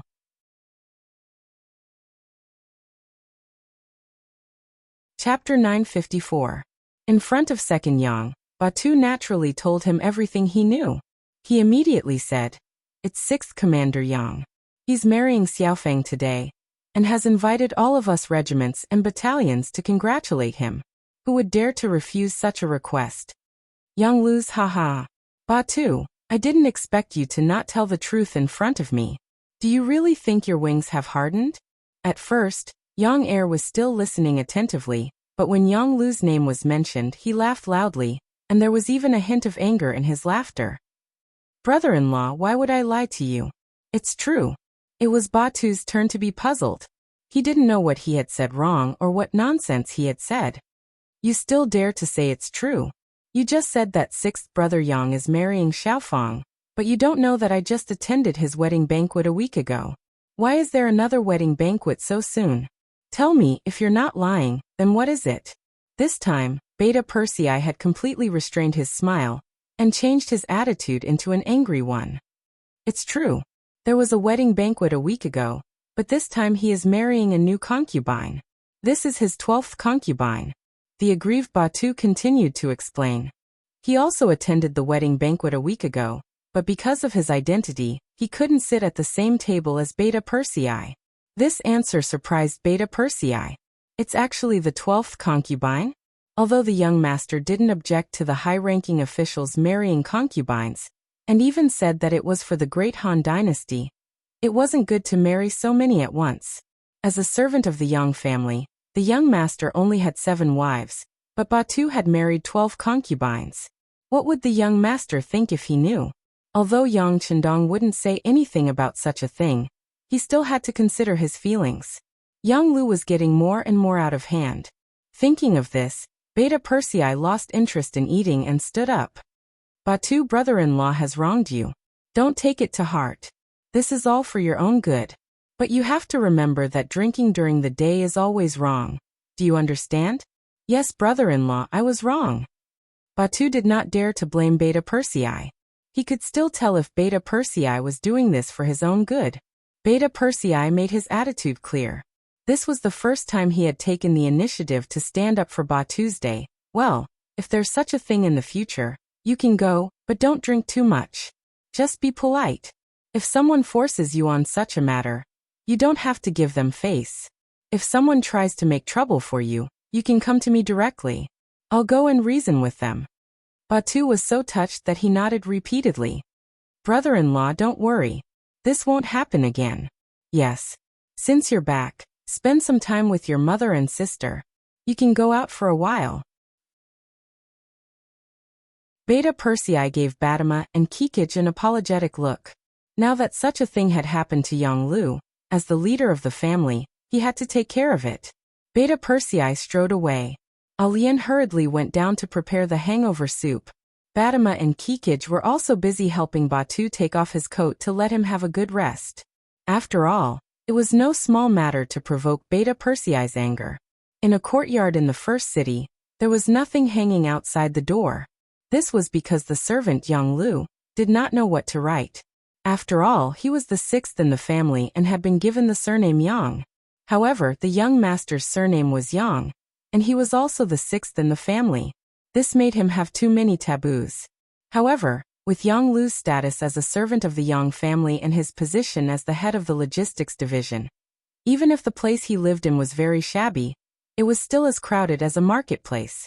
When Beta Persei came here with 4 guards, he saw a long line outside the courtyard. Many of them were carrying things in their hands, and it was obvious that they were there to give gifts. It seemed to be a matter of course for an official to receive gifts. It was also the best way to connect the relationship between the two parties. If you don't have a good relationship with your subordinates, everyone will make things difficult for you. Then your orders will probably go out of the building. Such an official would not be awe-inspiring enough. However, there should be a limit to receiving gifts. It was really a bit too much to be so blatant. Looking at this scene, Beta Persei was furious and strode to the entrance of the courtyard with a long face. Yang Heir's sudden appearance, and the fact that he only brought 4 plainclothes guards with him didn't attract much attention at first. Those who were able to come here were either rich or respectable. There were even quite a few people who had quite a bit of power in their hands. Usually when they took action, they would bring more than 10 subordinates with them. If they only brought 4 subordinates, it could only be considered ordinary.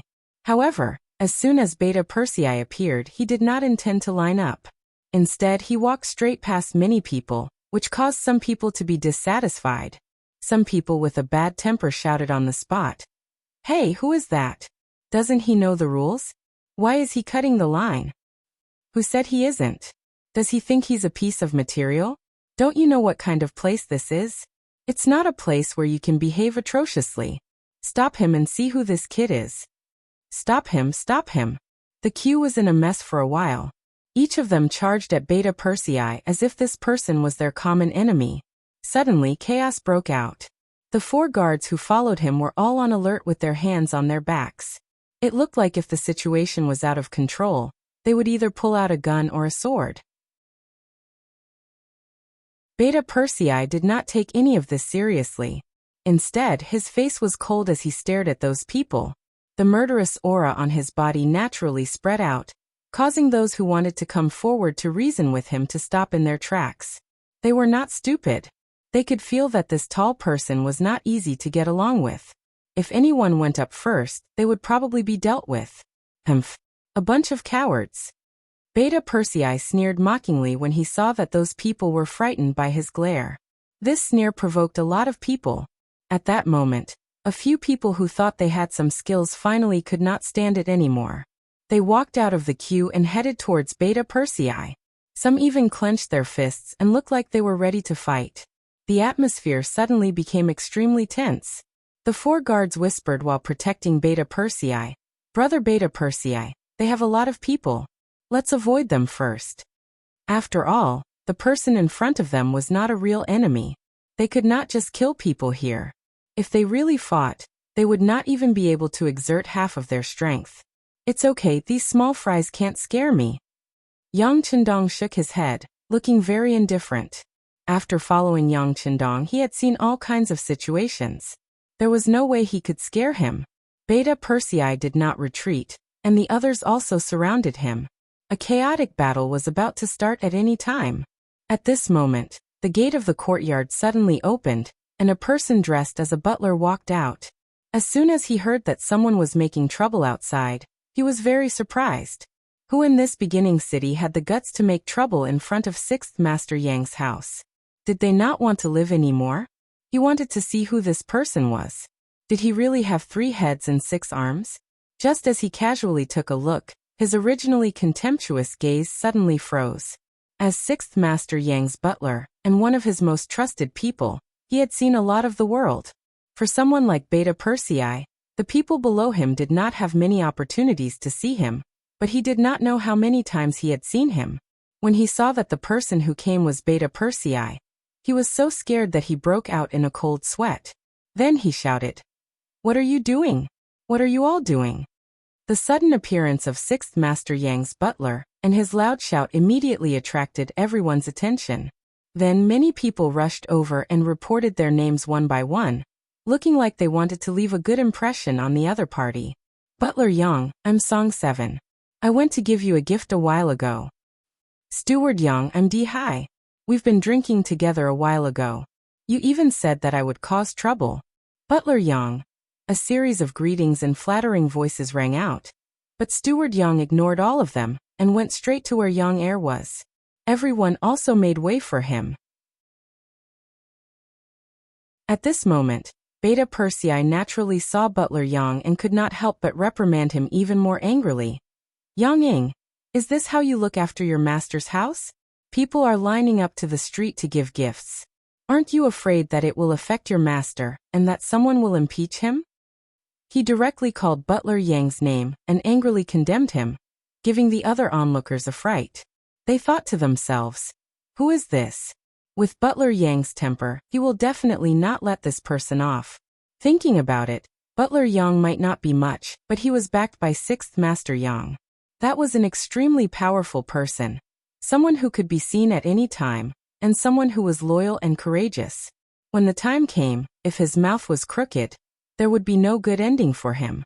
Just as everyone was waiting to see Beta Persei suffer, Yang Ying's face was unexpectedly filled with fear. Second Master, why are you here?" "What? Why did he call this person Second Master? Who is he?" Second Master? Could it be Beta Persei?" In an instant, the originally noisy entrance of the alley became extremely quiet. Obviously, everyone thought of Beta Persei's true identity. "Don't call me Second Master, I can't afford it. Where is your master?" Beta Persei's anger had not subsided, and he was not willing to lower himself to the same level as Yang Ying. Master is taking an afternoon nap," Yang Ying said, sweating profusely. In his eyes, Yang Chendong was not that scary because people of that status would not lower themselves to the level of an insignificant person like him. However, Beta Persei was different. If he really dared to make a move on him, even the master behind him would not be able to protect him. "Afternoon nap, he seems to be in a good mood. Lead the way." Beta Persei waved his hand and stepped forward. Yes, Second Master, please." Yang Ying no longer had any arrogance. At this moment, he was completely like a filial son, lowering his head and leading the way.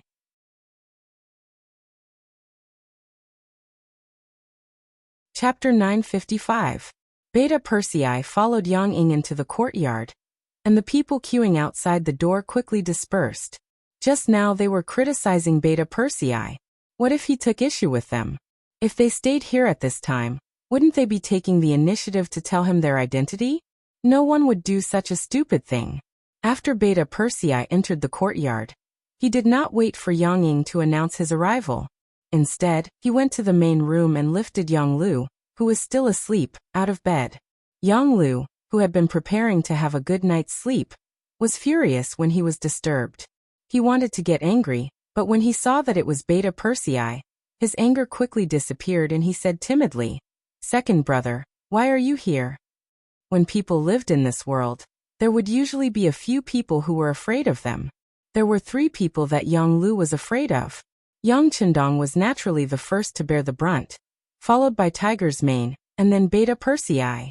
Now that Beta Persei had appeared, it was no wonder that he became so obedient. "I'm here to congratulate you." The anger on Beta Persei's face had disappeared, and was replaced by a smile. Yang Lu did not see that this was the calm before the storm. He really thought that Beta Persei was here to congratulate him on marrying the 12th concubine. He immediately laughed and said, "Second brother, how can I trouble you with such a small matter? Marrying a family is a small matter? Then tell me what is a big matter." Beta Persei was still not angry and still had a smile on his face. Yang Lu's face showed an awkward smile. I'm just afraid that second brother will scold me." "I'm talking about you." The smile on Beta Persei's face began to fade. Without warning, Yang Lu suddenly shouted, I'm talking about you. How long have you been in the beginning city, and you've already married the 12th concubine? Do you know that the young master only has 7 concubines now? How can you be so unrestrained? What are you thinking, huh? The sudden roar fell into Yang Lu's ears, and he only felt that his eardrums were buzzing. His second brother's voice was really loud. It seemed that it had not changed after so many years. But Beta Persei was the second brother. Without Yang Lu, he was the eldest brother. He had to admit his mistake. He could only lower his head and pretend to admit his mistake. Second brother, thank you for your reminder. I promise that such a thing will not happen in the future. Yang Lu bowed his head and admitted his mistake, making Beta Persei feel like he had not found his opponent yet. Thinking that they had been brothers for so many years and that Yang Lu was now the head of the logistics division, Beta Persei sighed. Sixth brother, it's not that I have to be angry with you. If you really like this kind of thing, you can just find some in private. Why do you have to marry all of them?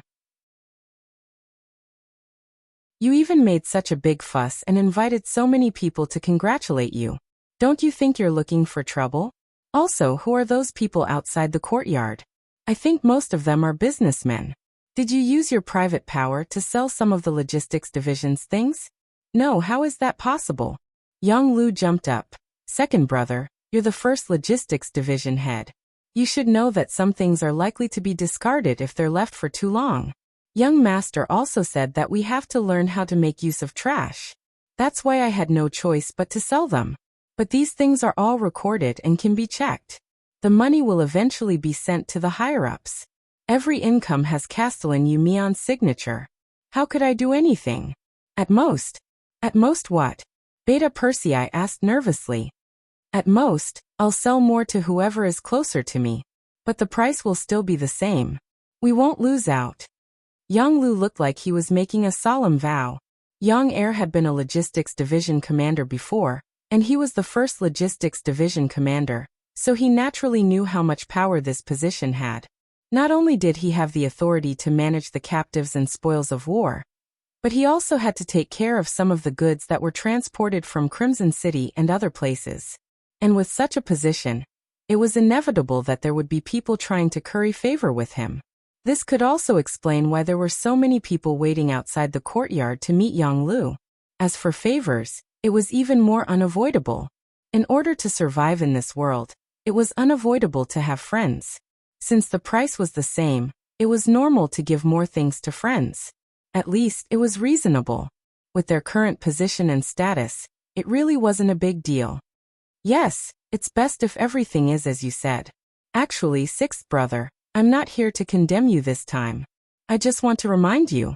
You have to know that it wasn't easy for us to follow the young master to this day. As long as we don't take the wrong path, there won't be a problem for us to live an extravagant life. And we have to know how to cherish it. Beta Persei said earnestly. He really had feelings for Yang Lu and didn't want him to make a big mistake because of this. Second brother, don't worry. I know what I'm doing. Yang Lu kept nodding and promising, but there was some hesitation in his eyes. It seemed like he wanted to say something, but he couldn't say it. Yang Lu was willing to admit his mistake. Not long after, Beta Persei left. In his opinion, this wasn't a big deal at all. Even if sixth brother was a little greedy, as long as it wasn't too much, with his identity as a servant of the Yang family, it wasn't a big deal. Perhaps Beta Persei was being emotional, or perhaps he was by Yang Qindong's side every day, so there were few things that could make things difficult for him. In short, he didn't take this matter seriously. However, just 3 days later, another batch of military supplies from Liaodu arrived in the first city, and there was a middle-aged man in civilian clothes escorting them. Beside the middle-aged man, there had been 4 well-trained men. If one looked carefully, they would find that their footsteps were uniform, and their movements were full of the aura of a soldier. In fact, they were indeed soldiers, but they didn't belong to the Cold Front series. Instead, they belonged to the Action Bureau of the Anti-Corruption Department. The middle-aged man who was protected by the 4 of them had a great background. His surname was Wu Wei. Wu Wei's name was naturally not famous in the first city, but if it was mentioned in Crimson City, there would be very few people who didn't know about it. This was because Wu Wei was the deputy chief of the anti-corruption department, and also the director of the Action Bureau of the Anti-Corruption Department. He was one of the right-hand men of Minister Wu Qian. It was obviously not an ordinary case that alarmed Wu Wei, the deputy chief, to come to the first city. In other words, an ordinary case wouldn't alarm someone like him. In fact, he came here for Yang Lu's matter. The Anti-Corruption Department of Crimson City and the Supervision Department had already received many letters of complaint from the Anti-Corruption Branch and the Supervision Department. The target was Yang Lu alone. The content of the report involved all aspects such as money problems, abuse of power, and even the matter of him marrying an underage girl as a concubine. Considering Yang Lu's special background and status, the departments in charge of supervision in the first city naturally didn't dare to casually deal with him. They only reported the matter to the city lord, Yu Mian, who had the duty of supervising them. Yu Mian was also a smart person. After seeing that the people who reported were all pointing at Yang Lu, he didn't dare to make a decision on his own. Instead, he informed his father, Yu Qian, by telegram. Not long after that, he acted as if nothing had happened and didn't care about this matter. However, he consciously kept a certain distance from Yang Lu. It wasn't until the head of the city's internal supervision department, who hadn't received any news for a long time, found Yu Mian again that he said with a troubled expression, "You know what kind of person he is. We don't have the authority to deal with him. Let's report it." Just like that, the letters were finally sent to Crimson City through a secret channel and placed on the desk of the Anti-Corruption Department's minister, Wu Qian. This person, who had once sent his concubine, assistant, and brother-in-law to the law in a fit of anger for the sake of his principles, naturally wouldn't turn a blind eye to these letters of complaint. He first communicated with the Minister of Supervision, Xin Yu, and finally decided to let the Anti-Corruption Department take the lead to investigate this case. If it weren't for the fact that Wu Qian had a lot of things to deal with in Crimson City and couldn't leave, he would have come to the first city himself. Since he couldn't come, he sent his general, Wu Wei, to come. In order to not alert the enemy and cause too much of an impact, Wu Qian made a shocking decision. He didn't inform the sixth young master before he had evidence. This would save everyone from having ugly expressions when they found out that it was a false accusation. Hence Wu Wei came. Moreover, he came to the city quietly and inconspicuously. Thus, the investigation began. Yang Lu wasn't in vain. With his position, he had made a lot of friends in the past 2 years. He even had his own sources of information in the supervision department. He was quickly informed that someone was investigating him, but because the person who tipped him off was too low level, he couldn't get more information. However, just the fact that someone was investigating him was enough to make Yang Lu nervous. His first feeling was that some of the bad things he had done had been exposed, but then he denied it. Logically speaking, if that was the case, they could have detained him first and then investigated him. Wouldn't that be much more convenient? Once some people saw that he had lost power, there would probably be many people who would kick him when he was down. However, they didn't do that. Did this mean that the other party was only suspicious and was investigating in private? If that was the case, it was very likely that the young master didn't know about it. Otherwise, the young master could take away all the power in his hands with just a word. With doubts, Yang Lu took the initiative to look for Beta Persei and conducted various tests. The results proved that the young master didn't have any objections to him. At least, Beta Persei didn't hear anything from the young master. This made him feel relieved and angry at the same time. Who on earth dared to investigate him in private? Did they really think that he was made of clay?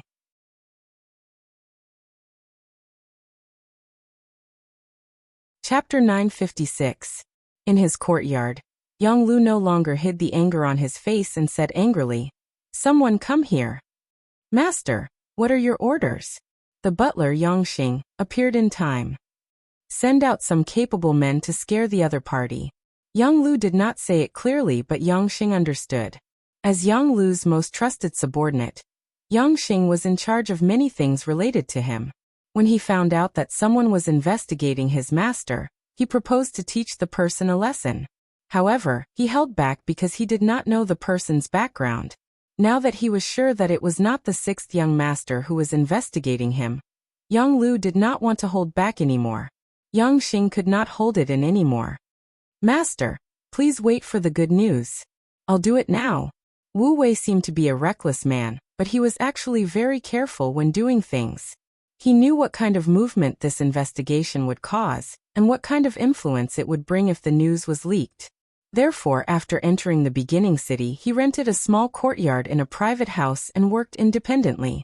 Other than the necessary documents and people, he never met other guests in private. Even the people in the same department did not know where he was. At the beginning of the first year, all of his actions were secret. Only some smart people found out about the existence of such an investigation through some things. However, as time passed, after more than 20 days since he arrived in the beginning city, his residence was finally found out. The news was provided by 4 members of the Action Bureau from the Anti-Corruption Department. They said that they found someone wandering around during the day, and they were afraid that the location had been exposed. At this moment, Wu Wei had obtained a lot of evidence about Yang Lu's crimes. Initially, he thought that he should report to the sixth young master after gathering all the information. After all, they had secretly investigated the sixth young master's servant for such a long time. It was time for them to fight for the initiative. Wu Wei didn't expect that someone would come knocking on his door so soon. Looking at the slightly late sky, Wu Wei made a decision. He would do a surprise attack tonight and gather all the main problems. Tomorrow morning, he would send an invitation to pay a visit to the sixth young master. That night, the coal lamp in Wu Wei's room did not go off. In the middle of the night, a blood-stained dagger suddenly flew into Wu Wei's room and nailed itself on his desk. The commotion attracted the attention of the other 4 members who were also awake. 2 of them stood guard beside Wu Wei, and the other 2 rushed out to look for the murderer. In the room, Wu Wei looked at the sharp dagger that was about a foot away from him. His expression became complicated. "Chief, are you all right?" The 2 operatives from Crimson City were extremely nervous.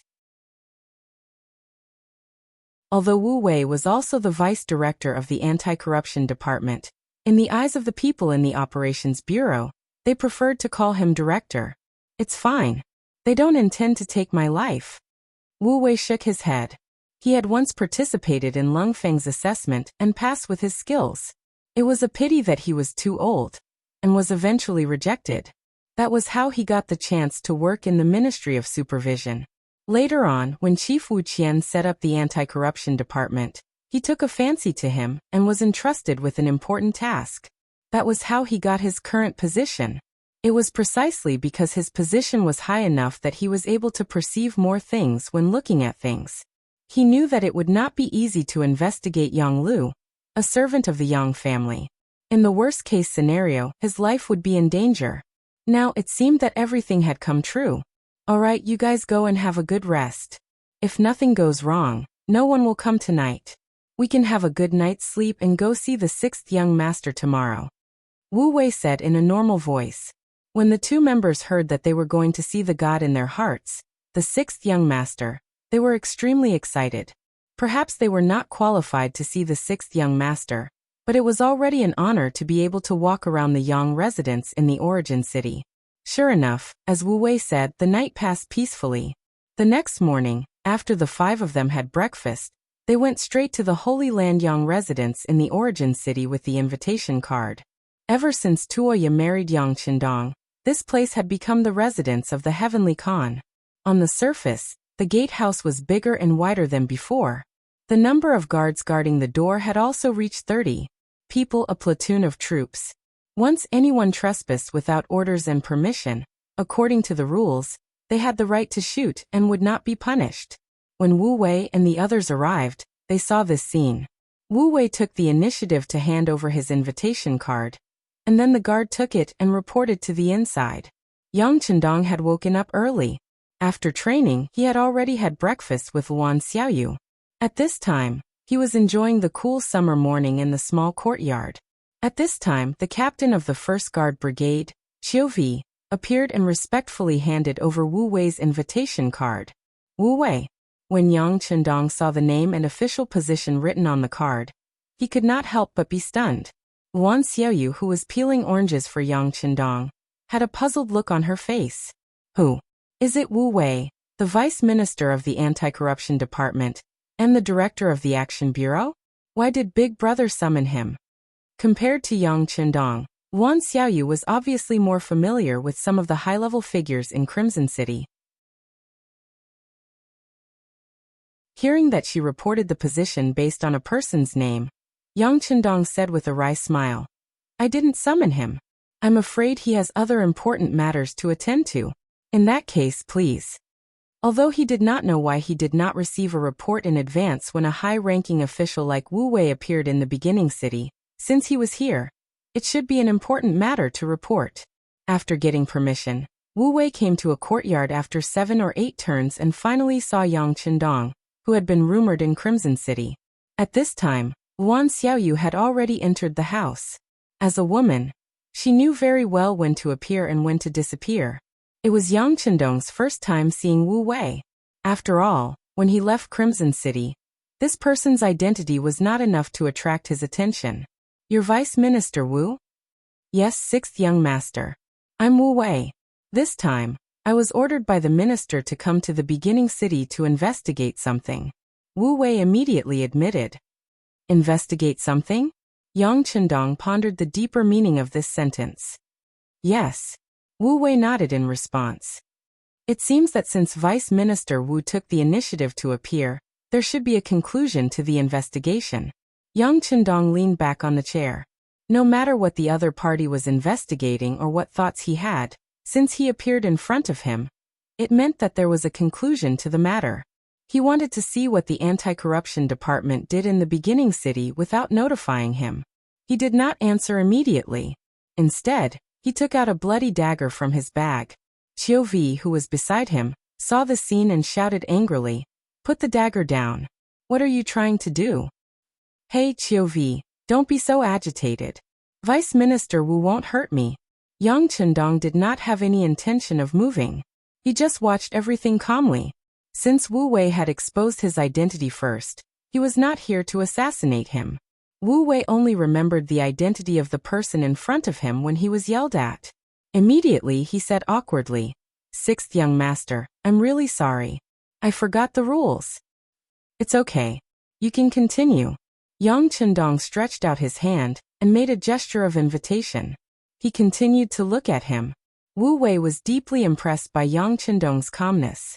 However, he did not know that at least until now, there was no one who could be an enemy of the 6th young master. Even if Wu Wei had some skills, he would not be able to hurt him. Since that was the case, why should he be anxious? Wu Wei took down the bloody dagger and placed it on the stone table in front of him. Then, he took out a stack of documents and placed them on the stone table as well. He said, "6th young master, these are some reports about Yang Lu and the evidence of his crimes in the beginning city in the past 20 days. Originally, I wanted to sort them out before sending them over. However, last night, someone sent this dagger to my table. I didn't dare to wait any longer, so I came over early in the morning. Servant Yang Lu." Yang Qindong frowned slightly. His expression was extremely dignified. He reached out to touch the teacup and found that the tea was cold. Then he said to Qiu Vi, "Get someone to change the tea and water." "Yes." Qiu Vi replied and turned to leave. After leaving the small courtyard, he reached out and called a confidant. After whispering a few words in his ear, he went to find new tea and water. In the small courtyard, instead of drinking tea, Yang Qindong switched to smoking. He opened a box of beautifully packaged Con of Heaven cigarettes and tossed one to Wu Wei. Then he lit it up on his own. "You're saying that Yang Lu used this dagger to threaten you?" Yang Qindong finally spoke when only half of the cigarette was left. "There's no evidence to prove it." Wu Wei nodded, but his words were inconsistent with his actions. This already showed that Wu Wei had such suspicions. However, he did not dare to say anything without evidence. However, at such a critical juncture, someone had come forward to threaten him. Presumably, it had something to do with Yang Lu. Yang Qindong nodded. He admired Wu Wei for not saying anything without evidence. After all, once this matter was confirmed, no matter what Yang Lu had done in the past, Just the fact that he threatened the investigation officer was enough to put him in serious trouble. There was no evidence to prove that Yang Lu was the one who threatened him. This only made Yang Qindong slightly gratified, but it did not mean that he was fine. The people from the anti-corruption department had been in the first city for more than 20 days, and they were only the vice chief. It was obviously impossible for them to make such a big scene without any evidence. Especially now that they appeared in front of him, it should be said that they had evidence. If that was the case, Yang Lu's crime would not be too small. Tell me, what's the result of the investigation? Yes, the sixth young master. Wu Wei, who had been waiting for this sentence, straightened his body and extinguished the unfinished cigarette in his hand. He sat upright and began to report one by one. The cause of this matter is that the anti-corruption branch of the First City's Supervision Department received a letter reporting Division Commander Yang. Considering his special identity, the letter was finally transferred to the headquarters in Crimson City. After the final investigation, it was found that during Division Commander Yang's time in the Logistics Department, he used his power to embezzle about 150,000 taels of silver in the form of kickbacks and dividends. In terms of his lifestyle, among the 12 concubines, 2 of them are under the age of 16. According to the rules set by the 6th young master, they're all underage. I believe Division Commander Yang is aware of this. Then there's an additional violation of the law.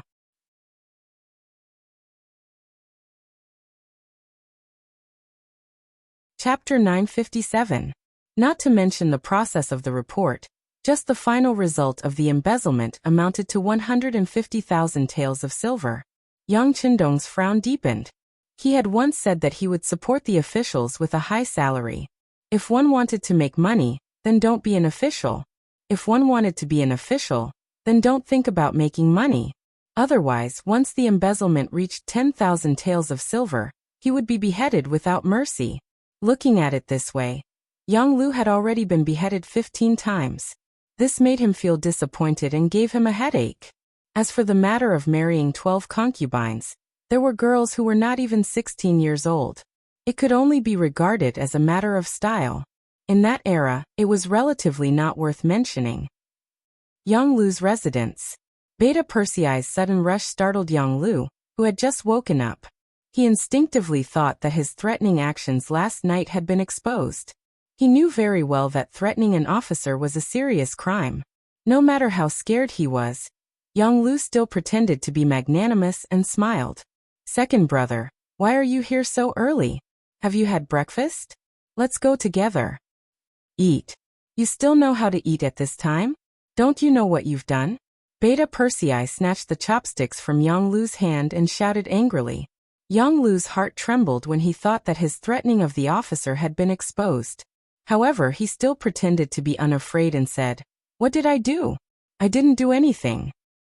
Are you still going to pretend like this at this time? Old Six, are you not going to cry until you see the hard way? To tell you the truth, the people investigating you have already gone to the young master.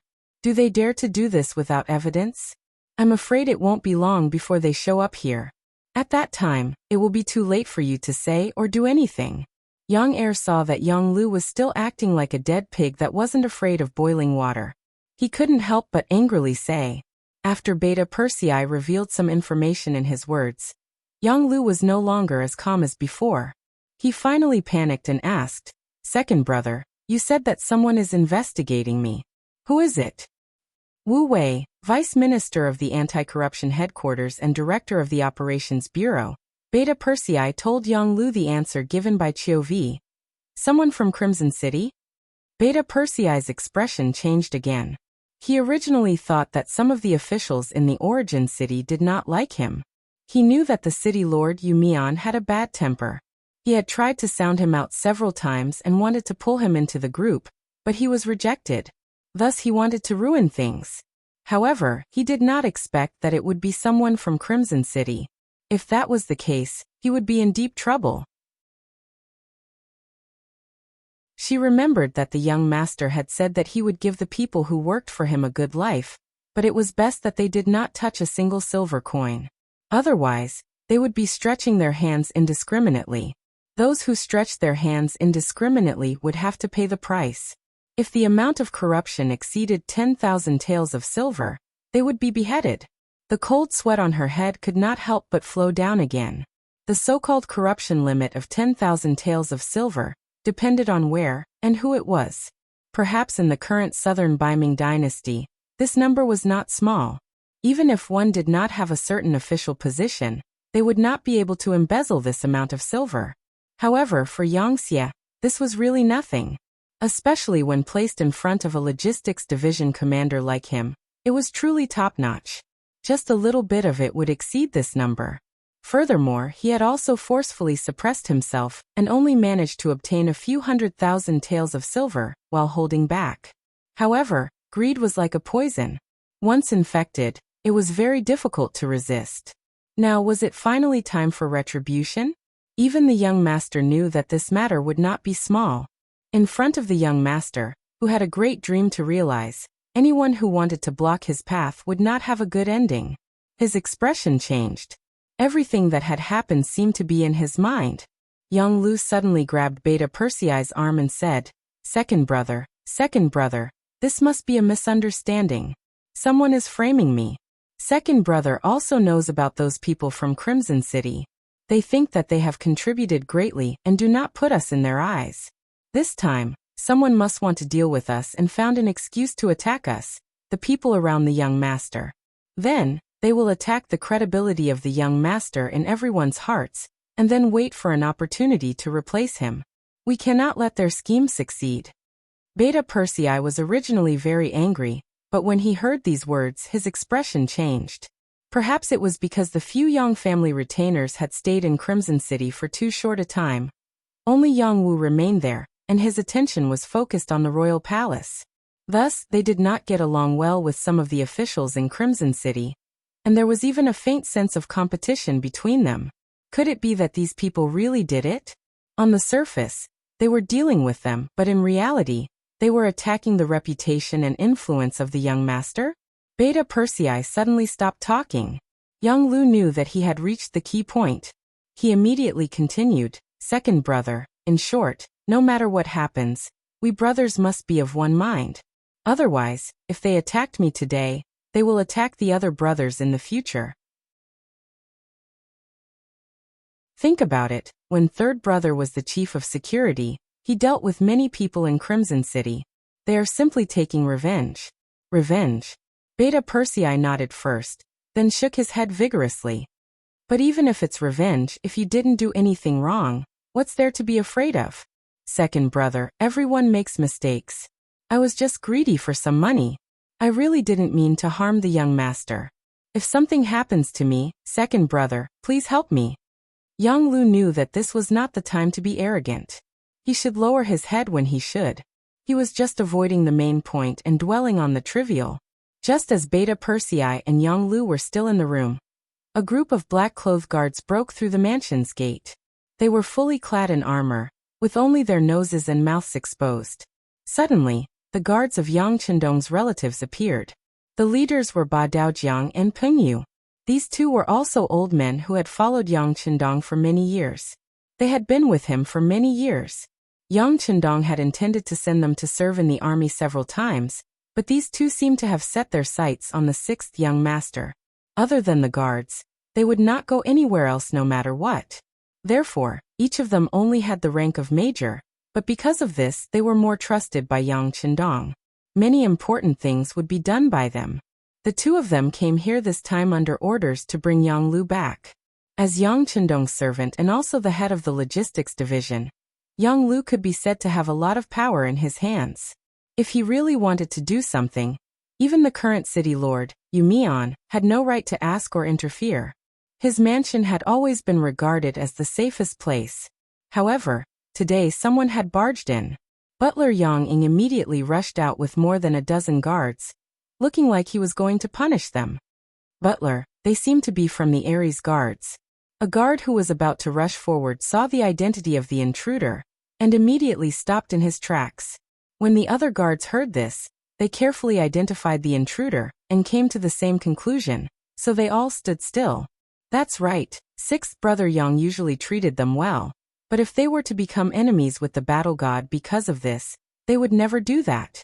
Everyone in the first city knew that without the Ares guards, they would not have everything they had now. As Yang Lu's trusted butler, Yang Ying knew very well about Yang Lu's matters. He knew that once this matter was discovered, he would not be able to escape death. Therefore, he usually treated these guards well, so that when such a day came, they would be able to use their strength to at least kill a path of blood to save sixth brother Yang. In fact, this worry was not without reason. It was just that when the situation really happened, the guards that he had prepared with extraordinary skills did not even have the courage to move. At that moment, he was extremely angry, but there was nothing he could do. No one stopped the guards from entering the courtyard, and quickly found Yang Lu's room. When they saw that Beta Persei was also in the room, Ba Daojiang and Pingyu looked at each other, and took 2 steps forward together. Second brother, sixth brother, the young master invites you in. Please don't make things difficult for us guards. As Yang Chendong's personal guards, they naturally respected the Yang family's servants. Usually, if someone wanted to harm them, they would not let them pass. But now the order was personally given by the 6th young master, so everything was different. Second brother. Seeing that the young master's personal guards had appeared, Yang Lu's eyes revealed a hint of longing and pleading as he looked at Beta Persei. Faced with Yang Lu's pleading eyes, Beta Persei gently shook his head. He would not disobey the young master's orders no matter what. He took the initiative to step aside and said with red eyes, "Sixth brother, don't worry. Second brother will plead for you. When the time comes, just say whatever you want to say. Don't hide anything.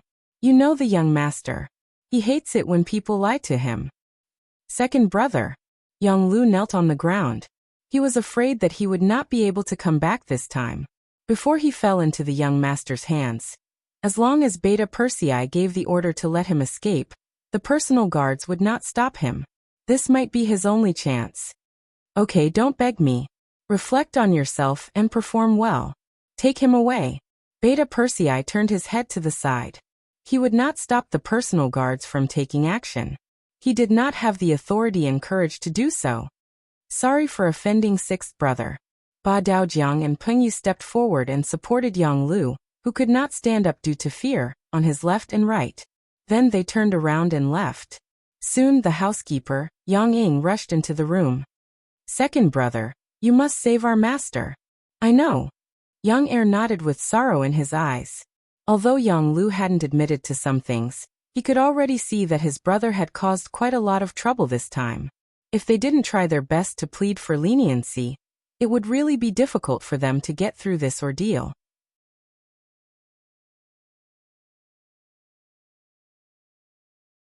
Chapter 958. In the courtyard of the Yang mansion, Wu Wei sat opposite Yang Chendong. He watched as the god master smoked half a box of cigarettes in a short time. He even saw the anxiety and anger in the god master's eyes.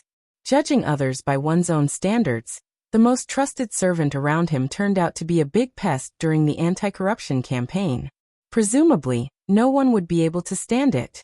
After an unknown period of time, Yang Chendong put out the cigarette that had just been lit in his hand. He looked at Wu Wei and said, I already know about this matter. I will give you a satisfactory answer. You can go and rest first. Yes, sixth young master. Wu Wei was a very bold person, but sometimes he was also very rash. Otherwise, he would not have been appointed and reinstated by Wu Qian. But no matter how bold or rash he was, he still had to look at who he was facing. Yang Chendong did not intend to suppress this matter. Instead, he decided to deal with it. This already satisfied Wu Wei. Wu Wei finally left, leaving Yang Chendong sitting alone at the stone table. He did not get up for a long time until Wan Xiaoyu appeared, and handed him a cup of hot tea with a concerned expression. Yang Chendong reluctantly squeezed out a smile. It's windy outside. Let's go inside. Wan Xiaoyu accompanied Yang Chendong to the room in the inner courtyard, leaving his slightly lonely back. Yang Lu had been captured and locked up in a very secret place. Perhaps it was because of his special identity, but even Yang Heir did not know where he was locked up. It was the captain of the second guard team, Dao Xiao, who was in charge of looking after him. He had received orders that unless Yang Chendong personally gave the order, no one was allowed to see him, let alone have any contact with him. Beta Persei knew that things were going to be bad. He immediately went to find Tiger's mane. He knew that the person closest to his servants was their tiger head. 3 days later, Yang Si, who was supervising the construction of North Desert City, changed several fast horses and rushed over regardless of day or night. After the 3 brothers met, they went to Yang Chendong's residence to plead with Yang Lu. In the same small courtyard, Yang Chendong and Luan Xiaoyu sat together. Other than Tiger's mane, Beta Persei, and Yang Si, there was no one else present. Young master, I wonder how serious Sixth Brother's crime is.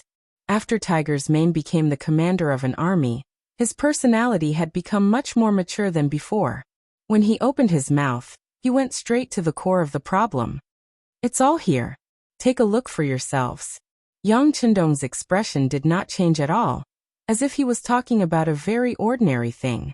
He pointed to the documents on the stone table that were half the height of a person. After the 3 of them received permission, they all stretched out their hands and looked at the crimes that Wu Wei had committed. When they saw that Yang Lu had used his position and power to obtain at least 150,000 taels of silver for himself, and at the same time he had married 12 women, 2 of whom were under the age of 16. Even though the 3 of them had prepared themselves for this, their faces were now filled with anger. Based on the things that Yang Lu had done, even if he was beheaded 10 times, it would not be wrong. But could they really behead him? After all, they were brothers. When Yang Xie was still very weak, they were the ones who worked together every day by the young master's side, waiting for orders. Now that someone was in trouble, they should stand up and help each other. After the 3 of them finished looking at the documents, they knew that they could not plead for mercy. The 3 of them did the same action at the same time, and that was to kneel on the ground. Their knees were close to the ground, and their chests were straight as they knelt in front of Yang Chendong. As if he already knew that the 3 of them would do this, Yang Chendong did not even blink his eyes. On the other hand, Luan Xiaoyu, who was at the side, was shocked. She wanted to stand up and say something, but she was Yang Chendong's wife. At this time, it was not appropriate for her to say anything. The weather at the beginning of May was already very warm. After 9 o'clock in the morning, it started to get hot. When the sun shone, Yang Chendong had already brought Luan Xiaoyu back to the house. The 3 people in the courtyard did not move at all. They let the sun shine on their bodies, and then they were sweating profusely. Time passed little by little. From morning until the moon came out at night, the 3 of them were still kneeling there without moving. Yang Chendong did not walk over to say a word. Some of the personal guards who were going in and out to do things also ignored them. It was as if they were not 3 people, but 3 blocks of wood or stone pillars. It was already late at night. Luan Xiaoyu, who was lying beside Yang Chendong, finally could not help but say, "Big brother, are we just going to let them kneel like this? I heard that Yang Lu used to guard the Yang family manor in Baiming's capital for more than 2 years. Did Beta Persei look for you, or did Tiger's mane tell you in advance?" Yang Chendong closed his eyes and said in a very calm voice, "Yes. It was the 2 of them who looked for me together yesterday. They said that they wanted me to say some good words in front of Big Brother. Although Yang Lu is guilty, but for the sake of following me all these years, I still spare his life." Luan Xiaoyu quickly confessed. Now, she was also the head of Yang Xie's publicity department. She was also the leader of the 5-person team in the Red Nest City's self-inspection movement. If Luan Xiaoyu was a woman without any scheming, she would not be able to do these things. But as long as it was something that Yang Chendong wanted to know, she would never hide anything. This was because she knew very well that if it were not for Yang Chendong, she would just be an ordinary poor woman who could not be more ordinary. She would probably still be worried about her survival. Luan Xiaoyu's confession seemed to make Yang Chendong very happy. He opened his eyes and gently stroked Luan Xiaoyu's arm. There was finally a trace of emotion in his voice as he said, "Xiaoyu, do you know? A dike of 1,000 miles can be destroyed by an ant's nest. No matter how strong a force is, if the government is not allowed to pass and the officials are corrupt, then it will collapse very quickly. This is also why I asked you to carry out the self-inspection movement in Red Nest City. It's just a pity that human greed seems to have no limit. Those who possess will never complain about having too much, and will always want to have more. Even if they have so much money that they can't spend it all, they still want to continue earning. When will this end? Don't they know that this is destroying their own foundation? Luan Xiaoyu could hear that Yang Chendong was a little angry when he said these words. She nodded continuously, while gently patting Yang Chendong's chest. Big brother, let's not be angry. It's not worth it to hurt your body. Xiaoyu understands this principle. Many people understand this principle. That's right. There are people who understand, and there are people who don't. That's why we have to investigate corruption. At the same time, we have to continuously raise the various benefits of the officials. It can be said that as long as you have the ability and are willing to put in effort, then the money you earn is enough to live a prosperous life. Moreover, it can guarantee a bright future. But now? How many people are satisfied? Even Yang Lu, the person by my side, has changed. He has become greedy beyond measure. You have to know that in the past, they were people who didn't know where their next meal would be. They helped me, and I gave them everything they have now. Why don't they know how to be satisfied? The more he said, the angrier he got. If Yang Lu lacked money, he could have asked him. Why did he have to accept bribes and use his power? Did he not know that there were many people watching his actions? Now that the matter had happened, it would not be easy for him to let go even if he wanted to. One had to know that it was his idea to vigorously promote the honesty of the officials. Now he had to slap his own face. How painful would that be? If this matter were to spread, where would his credibility be? In the future, how many people would be convinced by his words? How many people would believe him? Big brother, don't be angry anymore. At worst, I will come out and save him. No matter what, Yang Lu is still your servant. Even if you want to deal with him, you have to have the final say. How can you do everything according to the law? Doing this will make some people admire your magnanimity, but at the same time, it will make some people bitterly disappointed. Although it is said that merits cannot offset demerits, merits are merits. Based on the fact that I have guarded the Yang family manor for more than 2 years and protected the safety of second sister and fourth sister, nothing can happen to me. Luan Xiaoyu changed her gentle appearance from before, and became much more unyielding as she spoke. Luan Xiaoyu had carefully thought about these words for a day. Yang Lu was guilty and there was nothing wrong with punishing him. But since he was her big brother's servant, the punishment naturally couldn't be done according to normal laws. Otherwise, where would her big brother's superiority lie? Luan Xiaoyu was a woman. She was the kind of conservative woman in ancient times who regarded her husband as her sky. She didn't know what it meant when a prince was punished the same as a commoner. She also didn't know what freedom and democracy were. She only knew that Yang Xia's family business was painstakingly built by her big brother. Then he was the king of this power, the only king. No one could stop the king's decision. Otherwise, it would be disobeying the king's orders and going against the king. That would be bad people. No one could go against the king's will.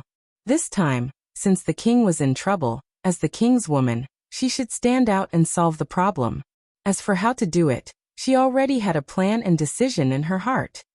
You will handle it? Yang Chendong looked at Luan Xiaoyu with a suspicious gaze. His face was full of disbelief. Yes, if big brother believes Xiaoyu, then leave this matter to me. Yes, I plan to solve it like this. As she spoke, she put her small mouth next to Yang Chendong's ear, and whispered a few words. Yang Chendong's gloomy expression finally returned to normal. His face also showed a trace of relaxation. You came up with this idea? It was Xiaoyu who came up with it. But I don't know if it will work. Luan Xiaoyu didn't dare to claim the credit. Yes, it should work. Hehe, didn't you say that Yang Lu is my servant? Of course, I have the final say in how to deal with him. Hehe, I suddenly don't feel sleepy anymore. Why don't we do something? After solving the problem in his heart, Yang Chendong seemed to be more cheerful in an instant. When he looked at Luan Xiaoyu, there was an indescribable expression on his face.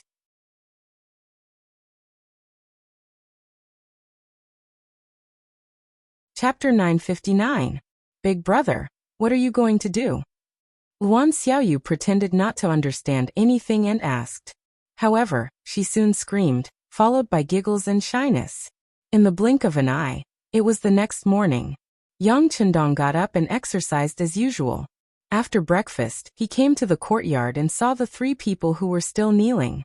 They were Tiger's Mane, Beta Persei, and Yang Si. Get up! With a sigh, Yang Chendong looked at the three of them with a somewhat complicated gaze. Young master. The three of them raised their heads at the same time and said in a hoarse voice, I know what you want to say. Sixth Madam has already taken care of the matter. It won't be long before Yang Lu is released. However, he can't be the logistics division commander anymore, nor can he stay here in the first city. Let him go to the Southern Ming Empire to collect intelligence. Yang Chendong, who made the final decision, announced his decision in front of the three of them. No matter what, Yang Lu was still someone close to him, and everyone knew this fact.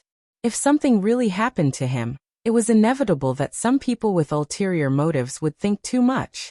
This would be detrimental to the stability and unity of Yangxia. For the sake of the overall situation, Yang Lu could not die. However, although he could be spared from death, he could not be forgiven. It was necessary to arrange for him to leave the first city. As for what would happen after he went to the Southern Ming Empire, it would all depend on his personal ability. Thank you, young master. When the three of them heard the result they wanted, they kowtowed to Yang Chendong again to express their sincere gratitude. Don't thank me. Yang Lu is your brother and also my brother. However, we are brothers. If he does something wrong, he will be punished. No one is an exception on this point. Yang Chendong shook his head and did not accept their gratitude. This sentence made the three of them look embarrassed. This time, Yang Lu was purely courting death. He could not blame others. Since he did something wrong and someone came to investigate, he should take the initiative to admit his mistake and actively cooperate. However, not only did he not repent, but he also sent people to threaten the personnel handling the case. Was this not an additional crime? Fortunately, the young master was a sentimental person and gave him a way out in the end. As for sending Yang Xie to the Southern Ming Empire, the three brothers did not have any objections. With the current strength of Yang Xie, no matter where he went, his influence was not small. Although the Southern Ming Empire belonged to the rear of the enemy, they did not have a falling out with Yang Xie. As long as he was willing to work hard, he might be able to make a great contribution and return to the forefront. This was also a good way to train himself. The three brothers all agreed with Yang Chendong's decision. In the following time, Yang Chendong first asked Yang Si about the construction of North Desert City. When he found out that the outer city was already built, the development of the inner city was also proceeding according to plan, and the city lord Mao Xiang had also entered his role, and was doing everything. He transferred Yang Si back and let him take over the position of the Logistics Division Commander. Yang Si, the task of the Logistics Division Commander is very important, and involves many things. After you take over this heavy responsibility, you must do it well and strive for a better performance. Let others see that you family retainers are very capable, and can also be given heavy responsibilities. Yes, young master, please rest assured. What happened to Yang Lu will definitely not happen to me. I will definitely not embarrass you. Yang Si vowed solemnly and said from the bottom of his heart at the same time. A young family retainer had already died in this position full of benefits. He definitely could not allow the same thing to happen a second time. Okay, I believe you. And Tiger's Man, the training of the new army still needs to be strengthened. I have emphasized more than once that we need elite soldiers, not quantity. As for those who join the army because of connections or because of old age, if they are not suitable, we must be ruthless and replace them.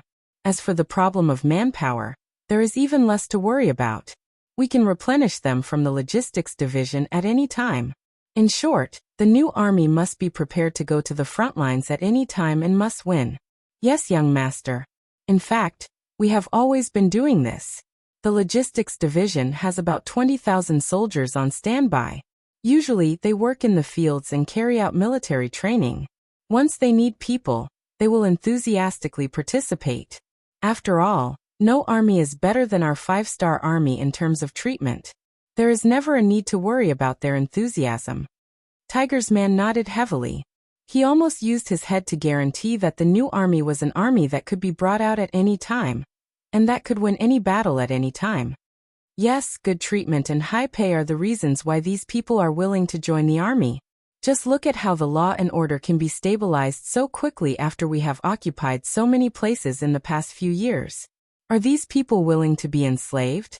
Don't they have a sense of belonging to their nation? No, it is because we can bring them a better life. We can bring them the life that they have always wanted. After the country is occupied, their lives are better than before. They can choose to work in the fields, to do business, and to work in the factories to earn money.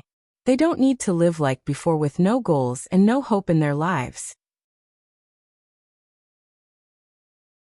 This is everything that we have brought to them, and also the reason why they chose us. But do you know that the appearance of a big corruption will change the world's impression of us? Corrupt officials are all sucking blood. Regardless of whether it is the countries or the peoples, it is all ill-gotten wealth. Once there are many such officials, only the people will suffer. Once they can't live anymore, what do you think they will do? They will choose to rebel and kill us. Therefore, the honesty of the officials is very important. They represent not only themselves but also a force and a powerful country. This time, Yang Chendong said a lot of things in front of the three of them for the first time.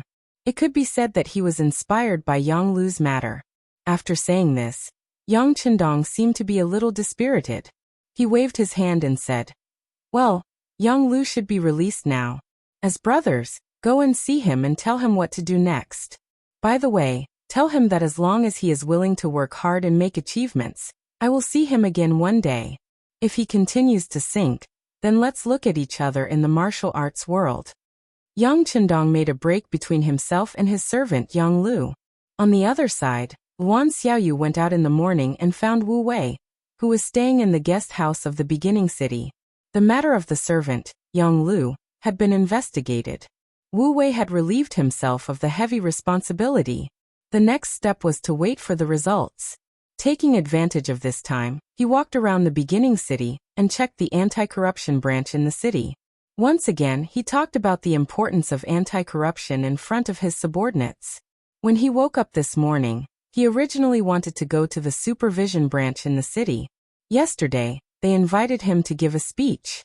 The supervision and anti-corruption departments seemed to be independent, but they were inextricably linked in many things. He must give them face. However, Luan Xiaoyu came, and all the plans had to be changed. In a bright room in the guest house, Luan Xiaoyu dismissed everyone and met Wu Wei alone. "Vice Minister Wu, please take a seat."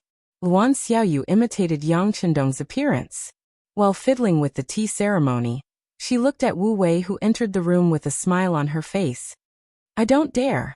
It's good to stand like this," Wu Wei said with some fear and trepidation.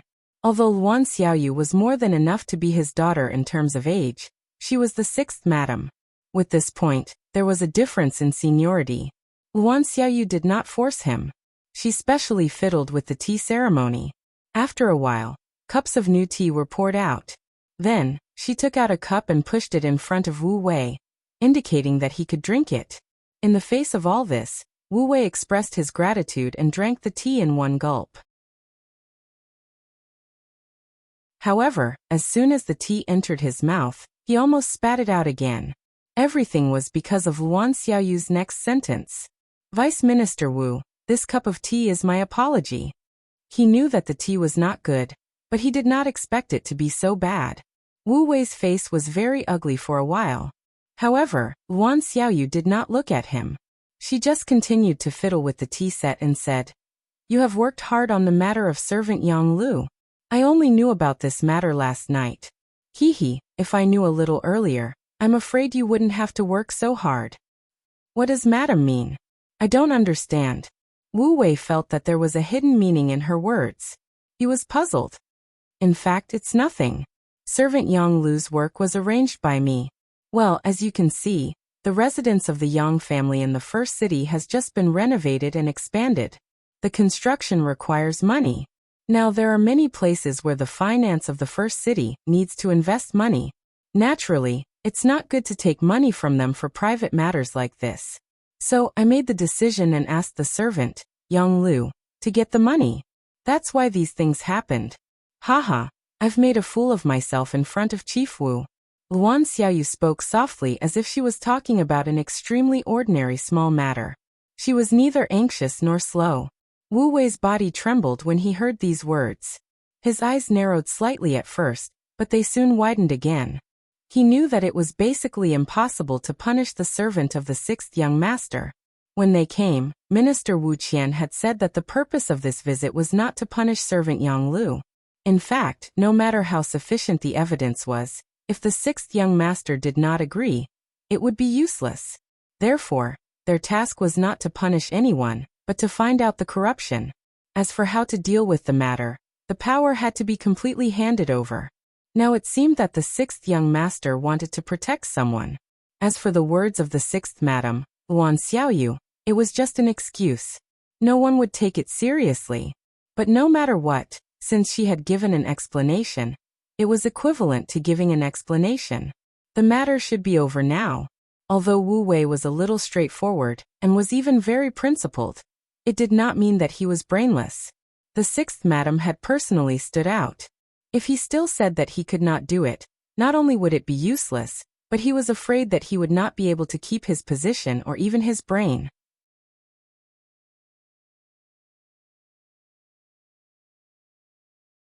Chapter 960. Investigating the people around the sixth young master, regardless of whether there was anything going on or not, would not be a simple case.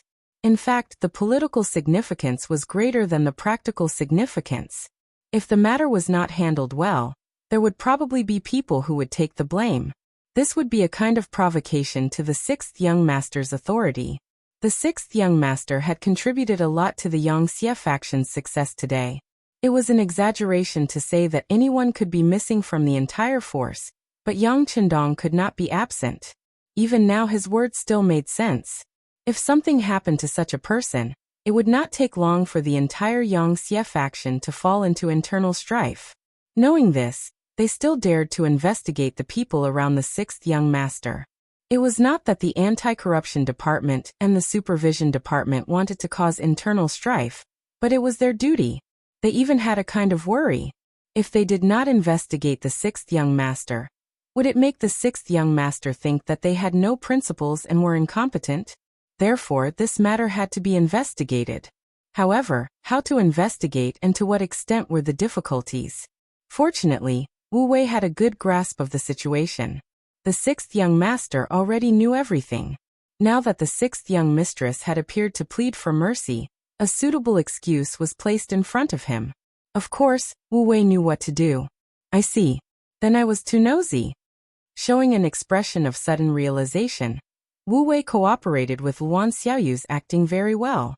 Luan Xiaoyu also felt relieved when she saw Wu Wei's attitude. The other party's compromise was enough to prove one thing.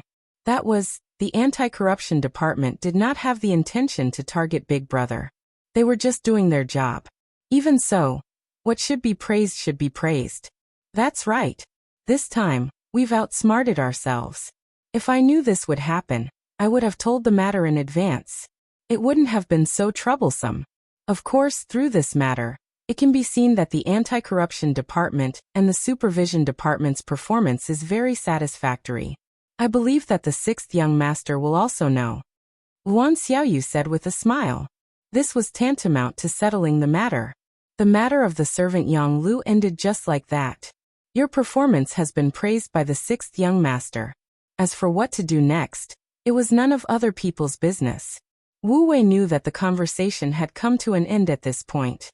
He tactfully cupped his fist and said goodbye. Sixth young mistress, this time, I have been out for a long time. I want to leave with the next carriage to report back. Very well. A sincere smile bloomed on Luan Xiaoyu's face once again. She then waved her hand, and Wu Wei retreated out of the door. With the appearance of Luan Xiaoyu, she found a suitable excuse to suppress the matter of the servant Yang Lu. At this time, Yang Lu was also young mistresses, and was being reprimanded and educated by the young mistress. Although Yang Lu's life was saved, he had done something wrong. If he couldn't mentally recognize his mistakes, who knew if he would make the same mistake next time? For this reason, Tiger's man and the other two talked to him earnestly for a full 4 hours. In the end, Yang Lu kept thanking the three brothers and admitted that he was indeed wrong. Only then did the matter come to an end. Old 6, the young master still has feelings for you and is full of hope.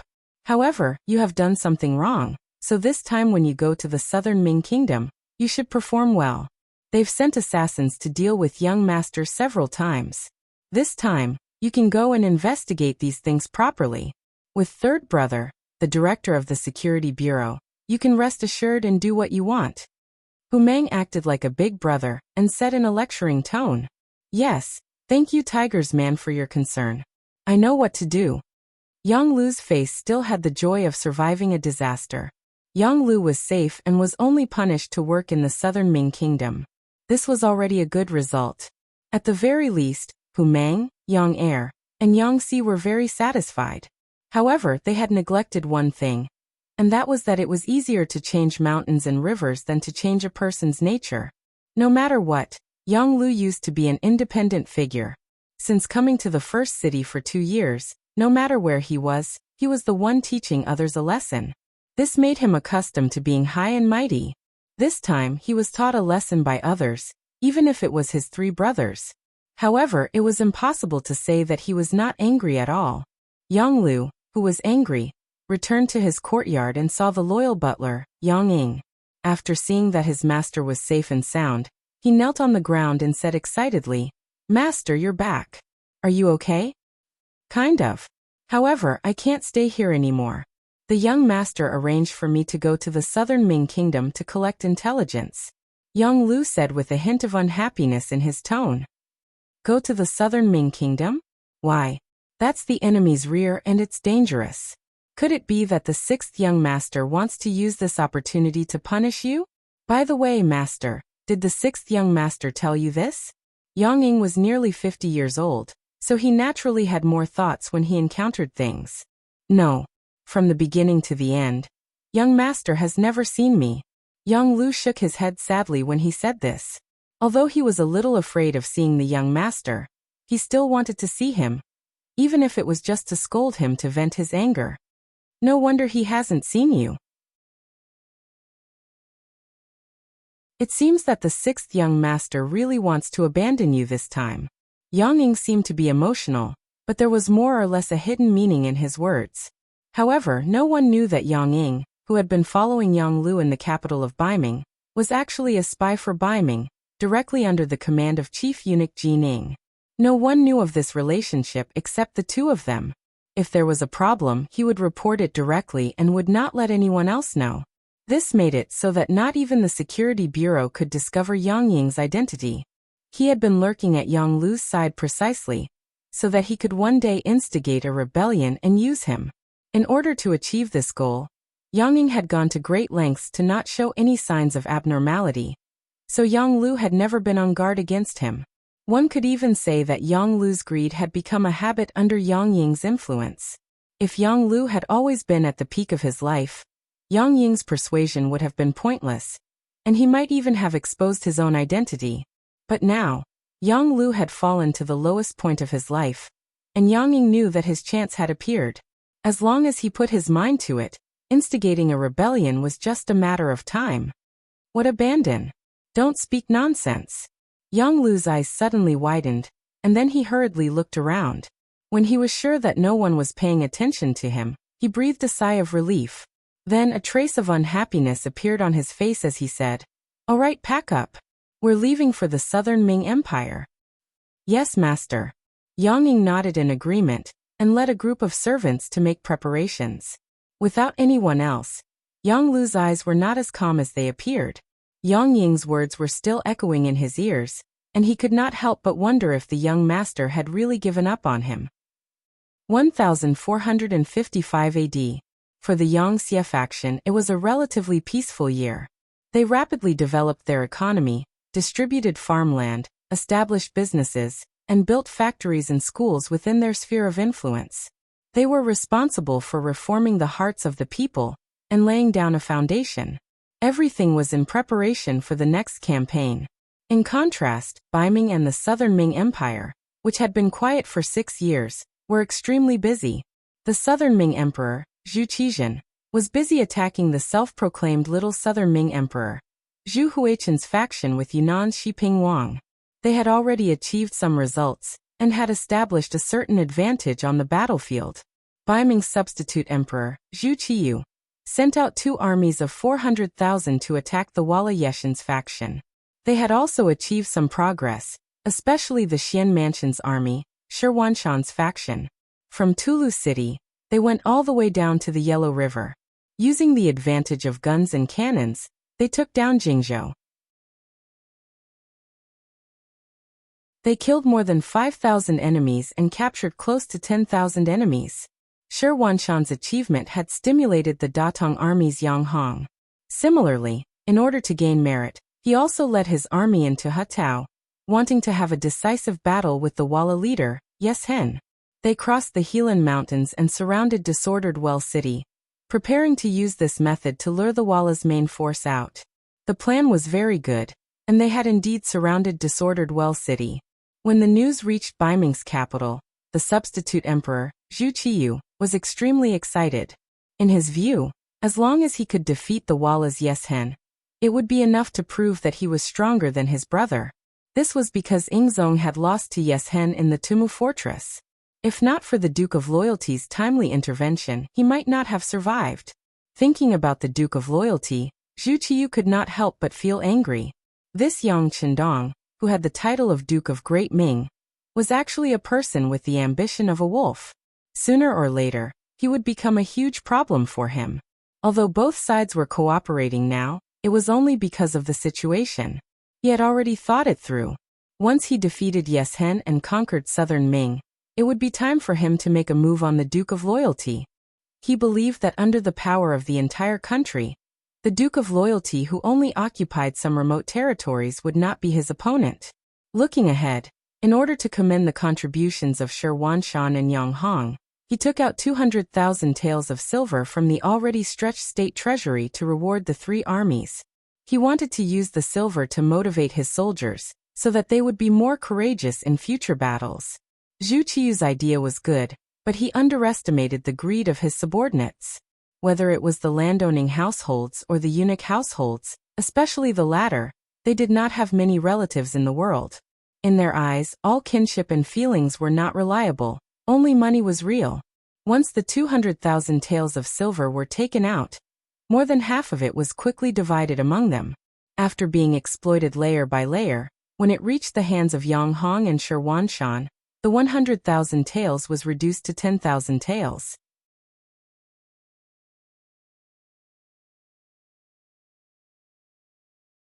Chapter 961. It had shrunk by 9/10. When the silver arrived, the 2 commanders were worried sick. The soldiers all knew that the emperor had given them 100,000 taels of silver as a reward. But with this amount of silver, how much would each person get after dividing it among the 200,000 soldiers?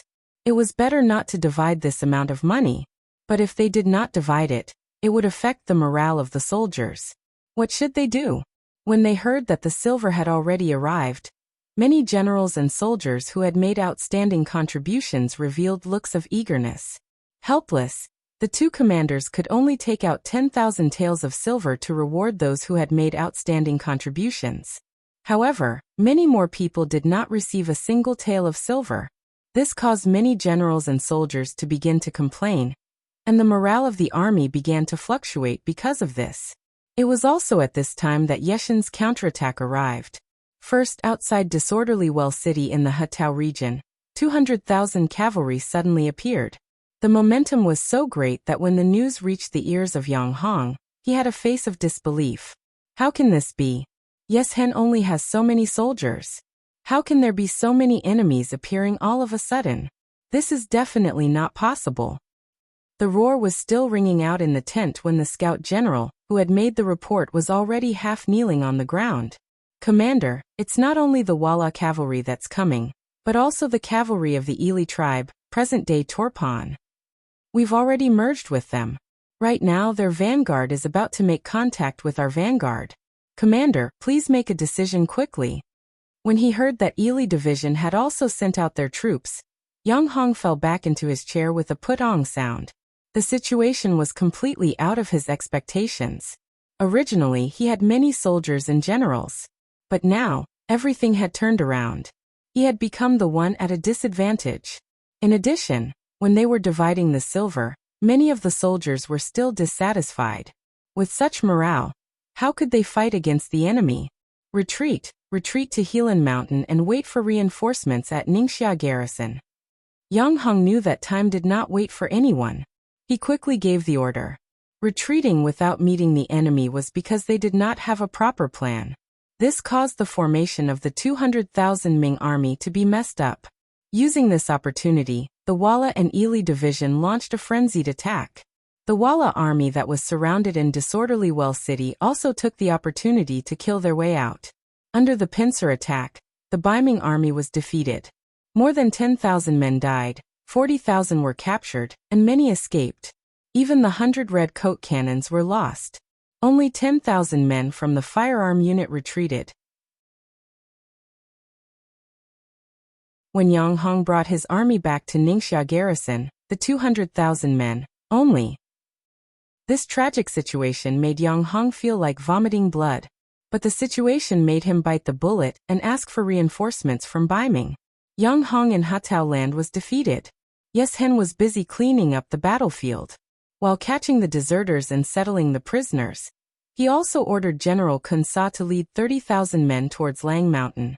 He wanted to go through Lang Mountain and Yin Mountain to break the siege of Shajing City. But his real purpose was to attack the Baiming Xianfu army there. After surrounding Shajing City for nearly 2 months, Shi Wanshan, who saw that the enemy had run out of food and was about to take down the city, suddenly received an urgent report from a scout. They had encountered too many defeated soldiers in front. They all said that Yang Hong was defeated. Now Ely Division's cavalry was heading towards the Shajing city. Arriving in front of the map, Shi Wanshan quickly determined that they would become the next target of Walla and Ely Division's allied forces. Their military strength was not far below the enemy. Shi Wanshan had no choice but to give up on Shajing city that was about to be in his hands. He even gave up on Jingzhou city that he had just taken down, and retreated to Sambuchuan behind him. Shi Wanshan was very clear that Jingzhou city was a lone city. Once the army retreated there, if the reinforcements did not arrive in time, just the 200,000 men army's food and drink would be enough to crush the city. Therefore, when making this decision, even though they knew that they would be punished for abandoning the city, no matter if it was Deputy Commander Ancient River, Ning Wenfeng, or eunuch Deng Chong, none of them had any doubts. More and more Datong Prefecture soldiers retreated from the battlefield and took the route of Jingzhou city. The appearance of these 50,000 people caused Shi Wanshan's army's morale to be even more lax. Some of the soldiers who did not know the truth actually followed these deserters, causing chaos to appear in the Xian Prefecture soldiers who were affected. Under the urgent military situation, Shi Wanshan did not have time to make any more arrangements. He could only watch as chaos appeared in the army and retreated to Sambuchuan city behind him. The enemy chased too hastily. Sambuchuan city was not big. Even if the 4 gates were wide open, they would not be able to let in 200,000 men army in a short period of time. Many soldiers saw Kun Sa and his 30,000 steel cavalry chasing behind them. They had no choice but to give up on entering the city and head northeast. Their target was very clear. It was the largest city in the grassland, Shicheng. Many of them had heard of it before. It was a paradise for the Han people. As long as they went there, they could earn a lot of money and protect their own safety. 50,000 Datong deserters and 10,000 Xian Manor deserters who were affected, a total of 60,000 people, were madly marching toward the first city. With such a huge commotion, the scouting troop naturally reported the news to Yang Chendong at the first possible moment, and reported it to him. Haha, 60,000 young and able-bodied men. This is good stuff. Take them all. It would be a waste not to take advantage of a free opportunity. Yang Chendong would never give up such an opportunity. He ordered the logistics division to open a shelter between Mount Saihan and Tulu City. At the same time, he ordered the new army to go there and take charge of the security work. In addition to preventing these 60,000 deserters from causing trouble, there was another more important purpose. It was to prevent the cavalry from charging in. General Kun Sa chased all the way here. Other than picking up some weapons and supplies left behind by the Baiming soldiers on the way, he only captured 1,000 deserters. This made him very unhappy. When the army arrived at Sambulakwan, they saw that it was already heavily guarded. After seeing that the city tower was full of Baiming soldiers, Kun Sa, who did not bring any siege weapons, gave up on taking over the city. Instead, he continued to head north. He had his eyes on the 60,000 deserters. If he could intercept all of them and use them for his own purposes, it would be a great victory. Both sides had the same goal. The 5-star army and the Baiming forces met on the grassland at the same time. Hundreds of shelters had been built. The Baiming soldiers who escaped here could finally put down their worries. One by one, they lined up and entered to register in an orderly manner. They were ready to enter Shurching and join the logistics division. Around them were more than 20,000 cavalry soldiers. It was the new army led by Tiger's man. Looking south from here, they could vaguely see the grassland cavalry army coming from afar. Kun Sa rode on his horse. Beside him were valiant warriors. Just as they were moving forward, the vanguard general and Keegan appeared in front of him on their horses. "General, there is a large number of 5-star army soldiers with the 5-star flag in front." 5-star army? The army of the Heavenly Khan? Another deputy general, Wuli Ji, said. "General, before we came, General Yeshen repeatedly told us not to be enemies with the 5-star army." "Look. What are you looking at?" Kun Sa's face was full of disdain. As the generals of the Ili army, their territory was not connected to the 5-star army. What they knew and understood were only some rumors. Although this loyal duke of the Ming dynasty had many titles such as the Heavenly Khan, the God of War, the Messenger of the Tungri Heaven, and so on, Kun Sa did not care about any of these. He only worshipped powerful strength. How many people do they have? A lot. Maybe not as many as we do, but it's not much different, Keegan reported. Haha, if they don't have as many as we do, what is there to be afraid of? We chased these 60,000 Ming dynasty soldiers all the way here. We are about to get them, and now you want us to leave? How can there be such a thing in the world? How about this, Keegan, you go and talk to them. We won't make things difficult for them. Don't the Han people have a saying that when we meet, we will share half? Since that's the case, let them give us 30,000 prisoners, and we will withdraw. Negotiate? But what if they don't agree? Keegan did not think that the other party would listen to him at this time. After all, no one would easily agree to take out the fat meat in their mouth. Don't agree? Then not only do we want these 60,000 people, we also want these 5-star army soldiers as captives. We also want to take them to the Shur city behind him. I heard that it is the largest city in the grassland.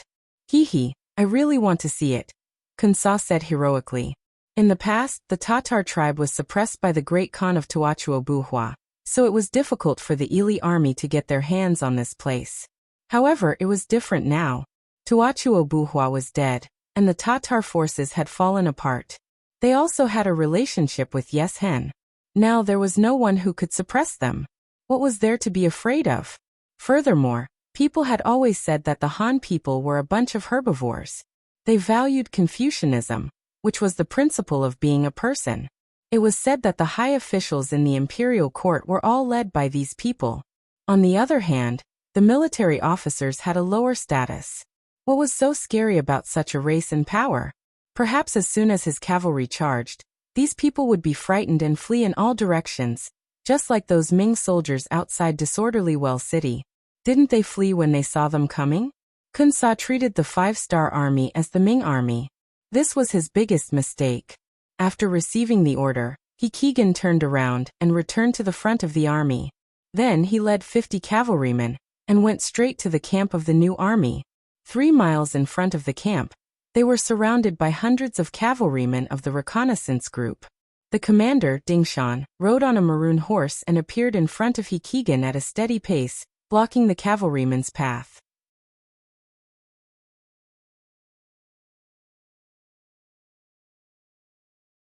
Chapter 962. Go call your Duke of Loyalty out. I have something to ask him. He Keegan rode on his horse and did not care about the cavalry that outnumbered him. Just like Kun Sa, he did not care about the great Ming dynasty's cavalry. When Dingshan appeared, he originally wanted to ask the other party what was the matter and why they were here. He didn't think that she would be so arrogant, directly asking to see the sixth young master.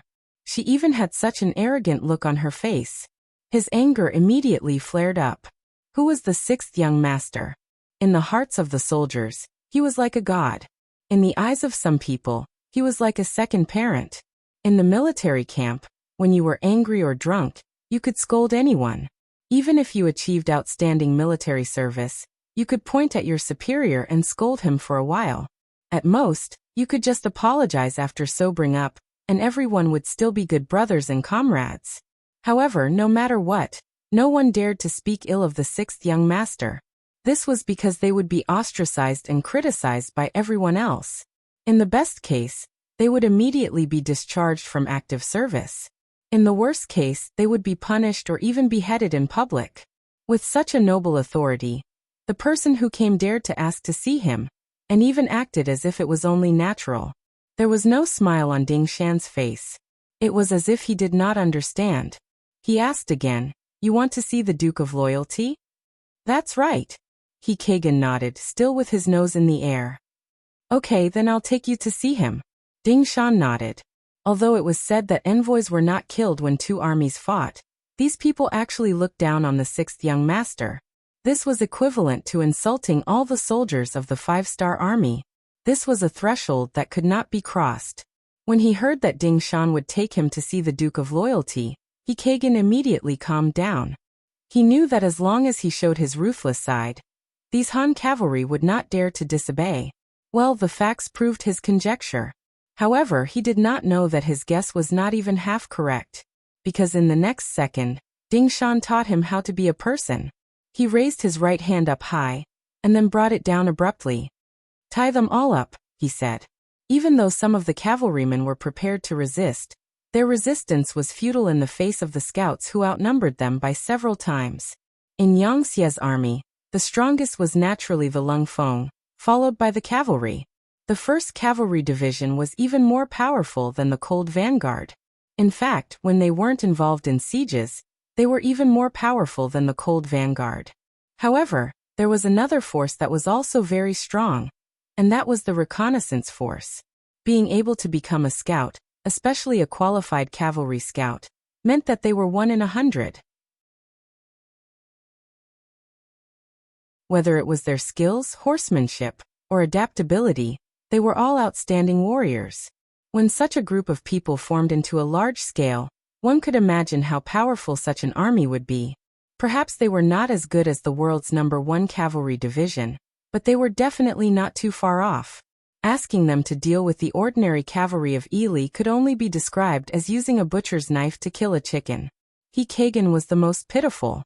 Just a moment ago he was still arrogant and looked down on everyone. In the next moment, Dingshan whipped him. The strong inertia coupled with the fact that he was not prepared made him fall off his horse. Following that was a series of punches and kicks. When he looked up again, his entire body was tied up with ropes and he was a captive. Not only him, but the 50 cavalrymen he brought with him were also captives. Some of the cavalrymen who resisted fiercely had a few knife wounds on their bodies. Blood dripped down mercilessly. There's no need to bandage them. That would be a waste of our resources. Send them back to the headquarters of the 1st Army. Dingshan revealed a fierce gaze and gave the order. If it was any other time, he would not treat the enemy's messenger like this. After all, on the battlefield, there were always rules to follow. But today, He Keegan spoke so rudely that there was no need for him to be polite anymore. Even if he were to go to the headquarters, no one would be able to say anything wrong. In fact, they might even praise him instead. In the headquarters, Commander Tiger, Main and Deputy Commander Shibi were looking at the sand table in front of them. They were making plans for the aftermath of the emergency when they heard a soldier report that Commander Ding Shan of the reconnaissance team had arrived. Accompanying him were 50 Ely cavalry captives. Captives? I don't think we ordered a battle. Commander Tiger Mane was puzzled. Then he shook his head. This Ding Shan, did he kidnap the enemy's messenger? That's against the rules. Haha, Commander, perhaps there's something else.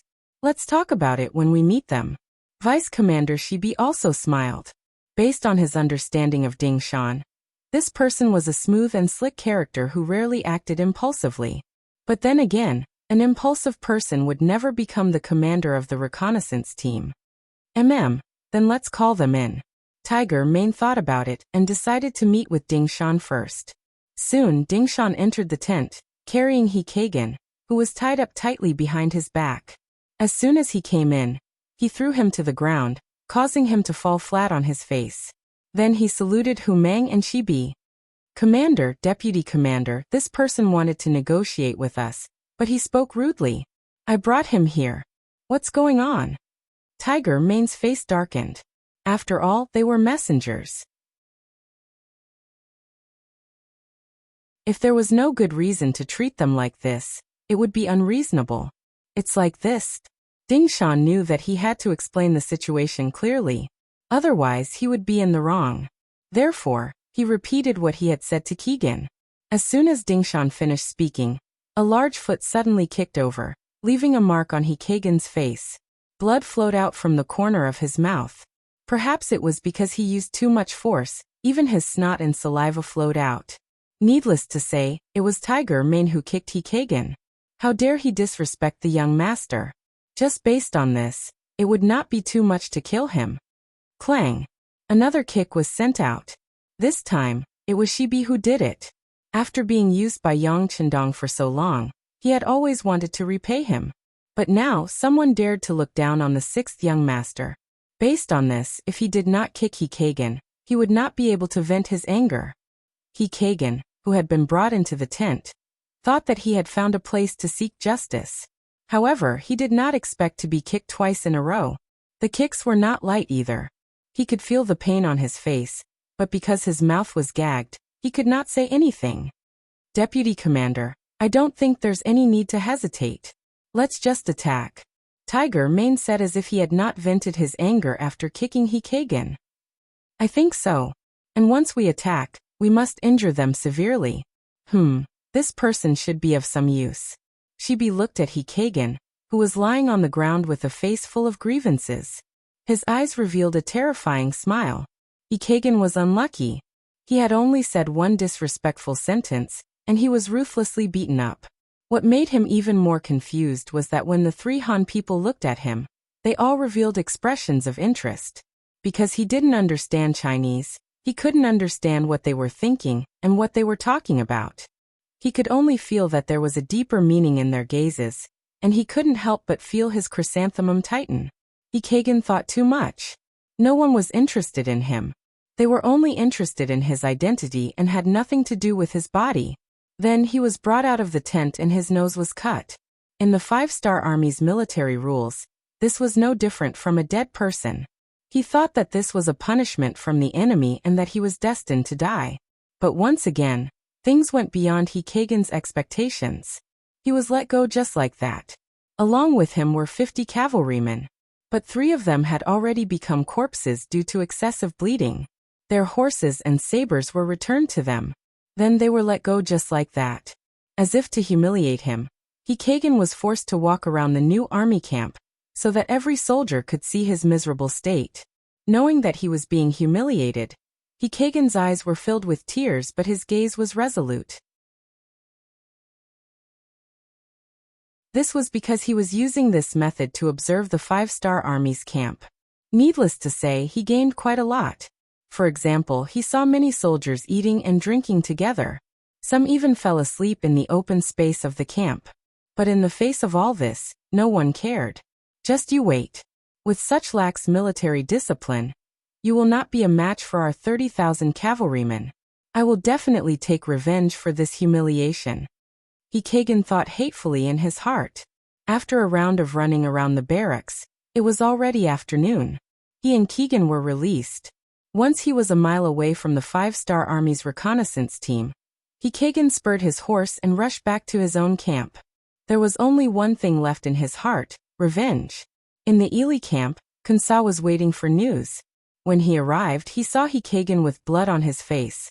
After taking off his black scarf, he looked terrifying. When he saw him, Kunsa immediately asked, "Who are you?" Just this one sentence made Keegan cry. "General, look carefully. I am your vanguard, Keegan." "Ah, you are Keegan. How did you end up like this?" Kunsa was puzzled. He really could not understand. Keegan was fine when he went out. How did he come back with a face covered in blood? He could not even recognize him. At that moment, Keegan told Kunsa everything that had happened to him. Of course, he did not exaggerate. In short, the 5-Star Army was too arrogant. They did not follow the rules at all, and did not take their 30,000 cavalrymen seriously. Most importantly, their military discipline was very lax.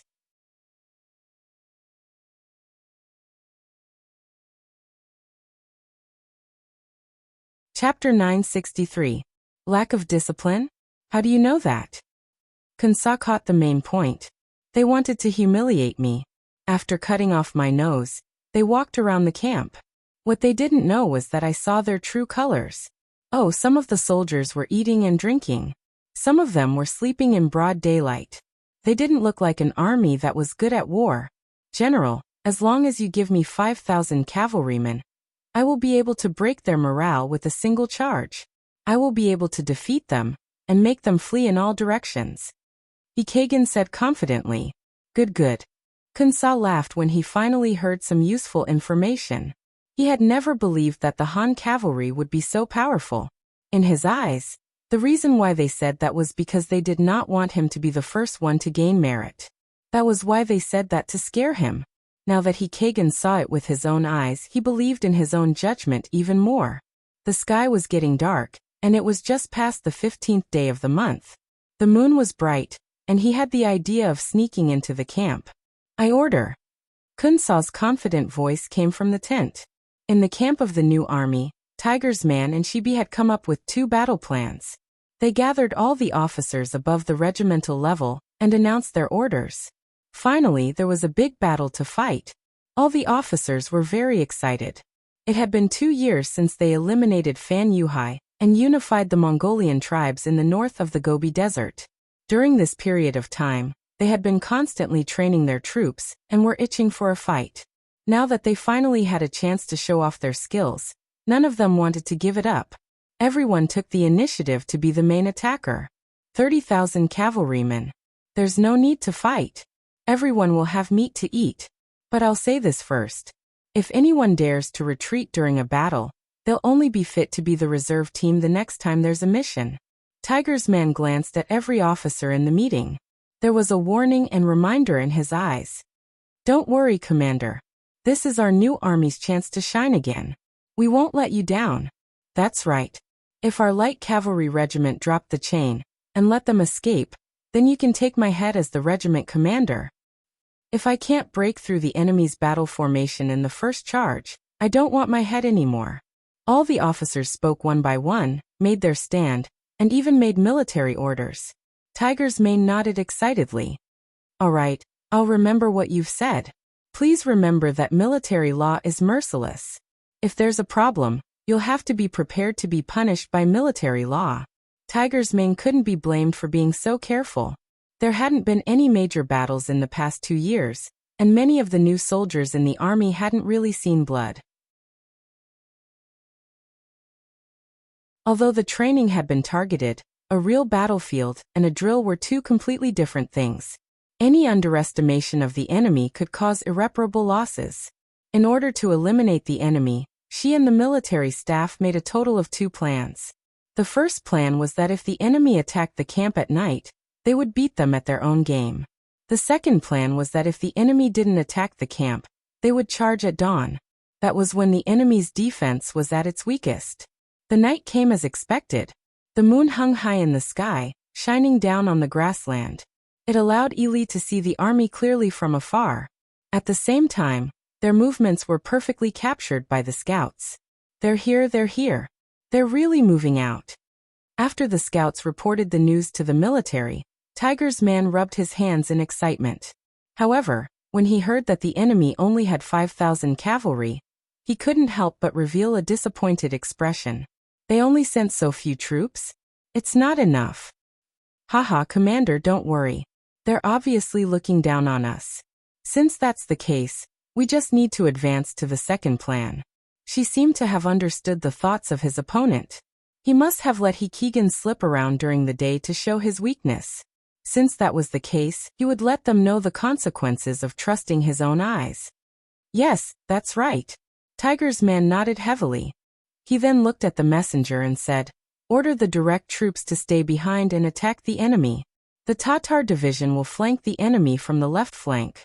The recruit division will flank the enemy from the right flank. The light cavalry division will circle the enemy from the rear. The heavy cavalry division, the scouts, and the military will charge at the enemy from the front in an hour. Once the 2 red signal flares are used, the entire army will attack." After the order was given, a few messengers moved out and spread the news that the second plan was to be carried out in advance. Immediately, the various divisions and regiments that were already prepared on the outskirts of the camp all went to their respective destinations. Only the direct troops were left behind to prepare for an ambush. Keegan's face was wrapped in a black cloth, covering his somewhat frightening face. He led 5,000 cavalry and charged straight at the enemy. When he was only a mile away from the camp of the new army, he still didn't see anyone appear to stop him. He only saw a few 5-star army soldiers that were in charge of night patrol running around. He couldn't help but let out a victorious smile. Everything was as he had expected. The new army was just for show. He didn't think that they would dare to attack at night. Since that was the case, he would kill to his heart's content and take revenge for what happened during the day. All of you charge. It's time to kill the enemy. He raised his saber high and laughed heartily with Kagan. He followed the first echelon into the barracks of the new army. Then he bent his body slightly and chopped at the curtain of a tent. He forcefully tore a hole nearly 10 feet wide in it. However, the expected scene of the enemy sleeping soundly or panicking didn't appear. With the help of the bonfire in the camp, they saw an empty tent. Not to mention a single person, there wasn't even a blanket to be seen. This was clearly an empty military tent. There was nothing inside. Just from this point alone, it was clear that no one had lived in it.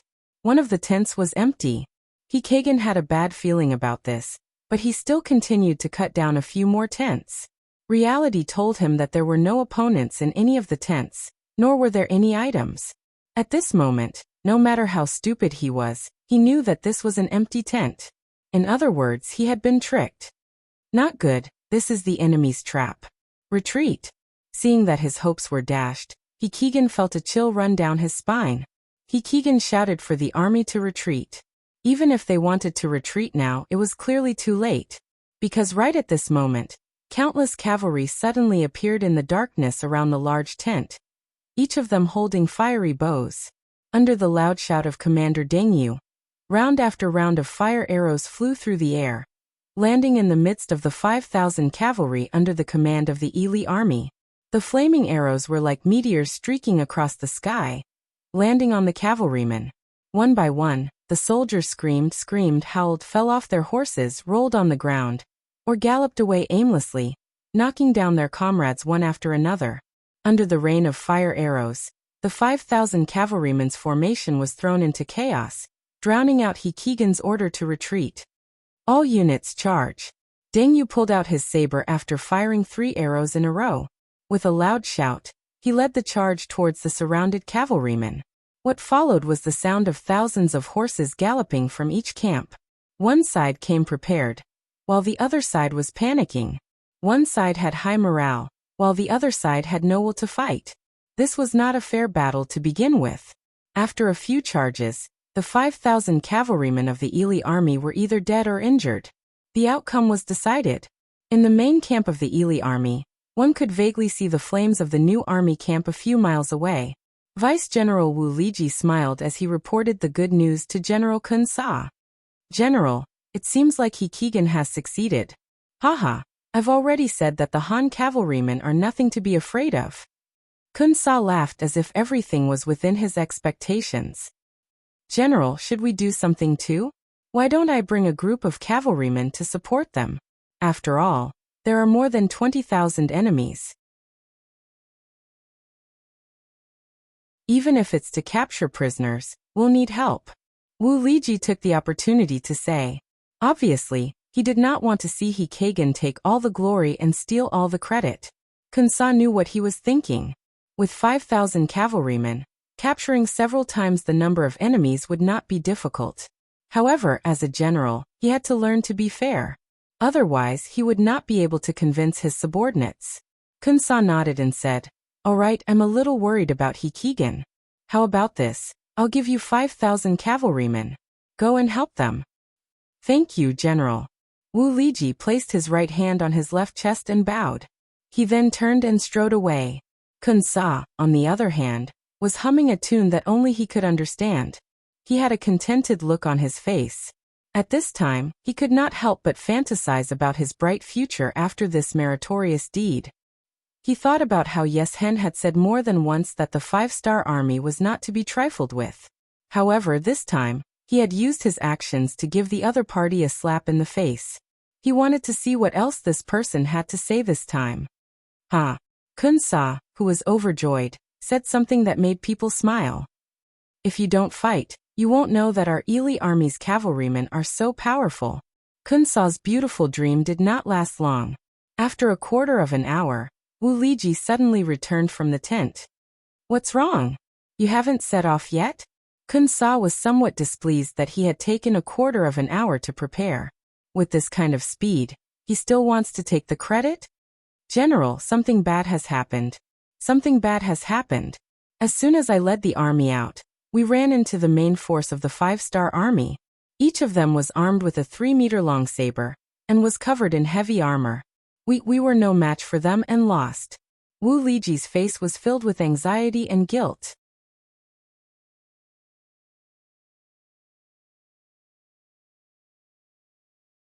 Chapter 964.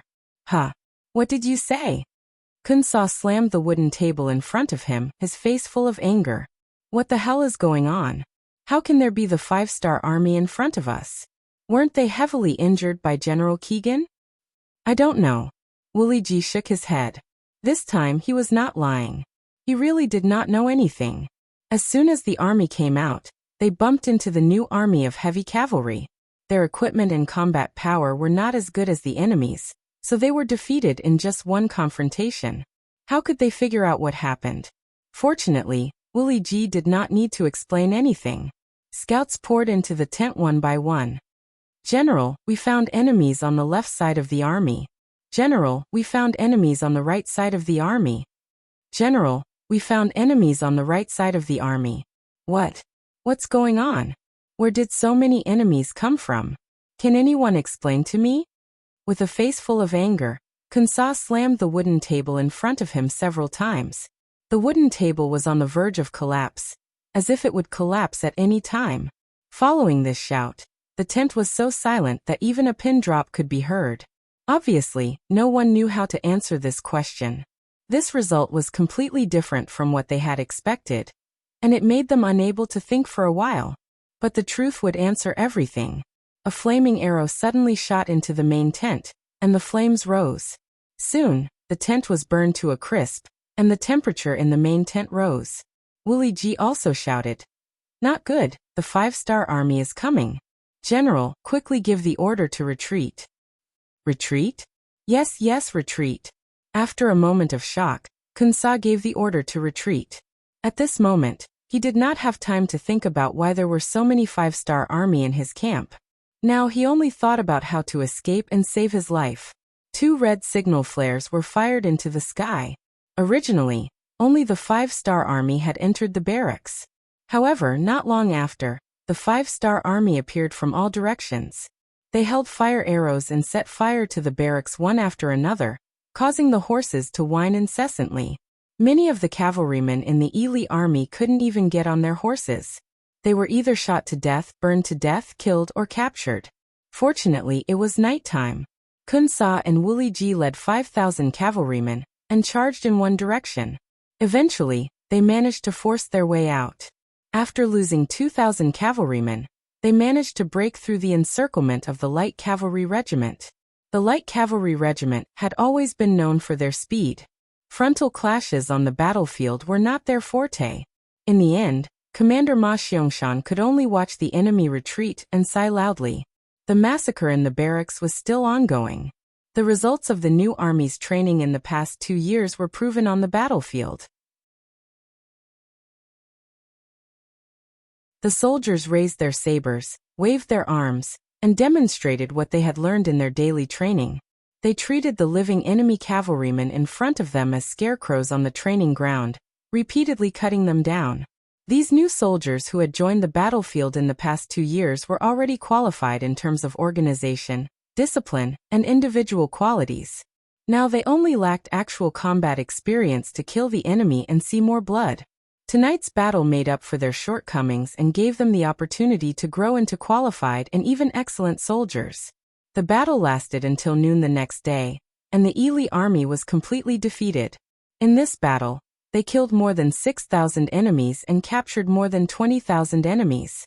The new army's actual actions once again made a great contribution, and their reputation spread far and wide. Poor Kun Sa came with 30,000 soldiers, but when he escaped he only had 3,000. Other than the war horses and the sabers in his hands, he left everything behind. It could be said that he was battered and exhausted. Reality gave them a solid slap in the face, and they finally realized that the Wallace Yeshen was right. The 5-star army was indeed not to be trifled with.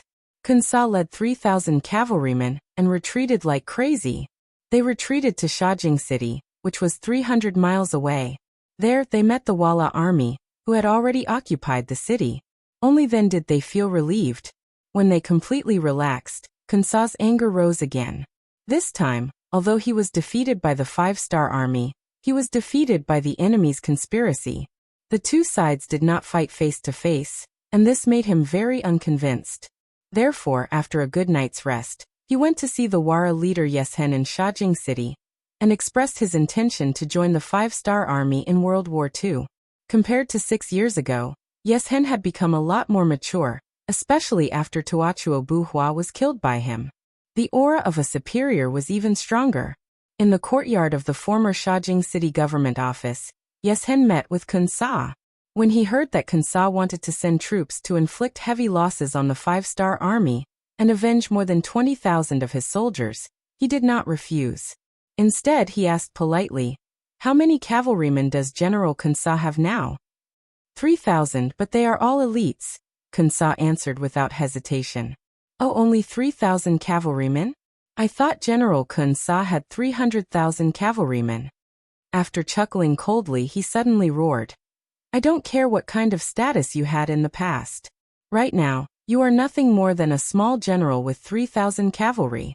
Where did you get the confidence to speak to me like this? Men, throw him out of the courtyard." Yeshen's sudden change in attitude made Kun Sa's expression very ugly. He still wanted to struggle, but more than a dozen new soldiers rushed forward and lifted him up. They carried him out of the courtyard and threw him onto the street. It was also at this moment that Kun Sa remembered Yeshen's character. This was a man who only cared about benefits and benefits. For benefits and benefits, he would even kill his own brothers at any time. Coming into contact with such a person was like asking a tiger for its skin. After being thrown out of the courtyard, Kun Sa was helped up by the soldiers waiting outside the courtyard. He then left with an angry look on his face. He left Shajing City and went straight to the rear. He had already received news that Ili's army was coming from the direction of Ili City, which was his real home. Someone told Yeshen the news of Kun Sa's departure, but he was not moved. He had to admit that he was indeed afraid of Yang Chendong from the bottom of his heart. Unless it was necessary, he did not want to make an enemy of Yang Chendong. Kun Sa, with only 3,000 cavalrymen, wanted to ally with him. He would not do such a stupid thing. What he needed to think about now was how to drive Baiming's army out of the grasslands. For example, the nearby Sambulakwin would be his next target. Sambulakwin City. Shi Wanshan, the chief of the Xian Mansion, who had retreated in defeat, returned here with nearly 190,000 defeated soldiers. Originally, he wanted to reorganize here, and then launch a counterattack to retake Jingzhou City and Shajing City. However, he did not expect the Datong army to be defeated so quickly. He was not ready yet, and Walla's main force was already in front of him. Not only did they take over Jingzhou City and Shajing City, which he had abandoned, but they also threatened the safety of Sambulakwin City. In other words, even if Shi Wanshan wanted to retreat now, he had to be prepared for an attack when he left Sambulakwin City. Shi Wanshan, who was originally ambitious, felt a little sad that the war had reached this stage. He hated the officials of the imperial court, who only knew how to pursue their own interests and did not care about the overall situation. He hated the incompetence of Datong's chief of the army Yang Hong. If he did not have such a big appetite, he would not have surrounded Chaojing City and instead thought of a way to take it down. Then he would have been able to resist the allied forces of Walla and Ili. This would have created an opportunity for him to take down Shajing City and reach the rear of Walla.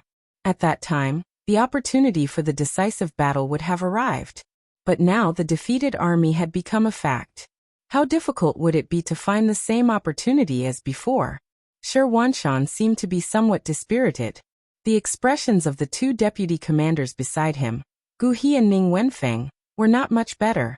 However, the eunuch in charge, also known as the military supervisor eunuch, Deng Chong, said in his croaky voice, "Generals, the emperor has already sent someone to deliver an 800-li urgent message. He said that the court is currently sending reinforcements. This time, with Governor Shi Hung as the leader, they will assist us and send troops to the grasslands. Our current mission is to defend Sanbuji River. We have to be like a nail nailed into this place. If we dare to retreat, we will be punished according to military law." After saying this, Deng Chong could not help but let out a sigh. Although he didn't know much about military affairs, he knew how difficult it was for a lone city to defend until reinforcements arrived. In history, there might be people who relied on a city and defended it for half a year or even longer. But without exception, those who defended it were all big cities with enough provisions to last them for a long time. In contrast, Sambulakwin did not have such conditions. The city walls were low, only about 20 feet high. Scaling ladders could easily be placed on top of the city walls. The provisions in the city were not sufficient, and even the water supply was not enough to satisfy the needs of the army. Under such conditions, it would be a big problem for anyone to defend it. Report. While the four of them were still hesitating about what to do next, a scout suddenly came to report that 30,000 soldiers had defeated the 5-star army. The main general, Kunsa, only managed to escape with 3,000 soldiers. When the news came out, Shi Wanshan and the other 3 generals' expressions became even more complicated. In contrast, the 5-star army had won a great battle, but they had just suffered a great defeat. This stark contrast made them even more depressed and anxious. In the silent room, the deputy chief, Ancient River, suddenly said, "The 5-star army has fully grown. Even if we can defeat the Walla and the Ili one day, how are we going to deal with the 5-star army? Who is their opponent?"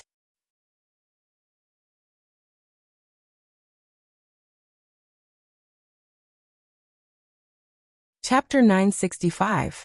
Speaking of which, Gu He could be considered a valiant general. Among the 200,000 soldiers of the Xian Mansion, even Shi Wanshan was slightly inferior to him. Usually, he was the one who shouted the loudest, as if he didn't put the heroes of the world in his eyes. But now he actually asked this question. This was enough to show that he was a little afraid. Ancient River's words made the originally quiet room seem even quieter.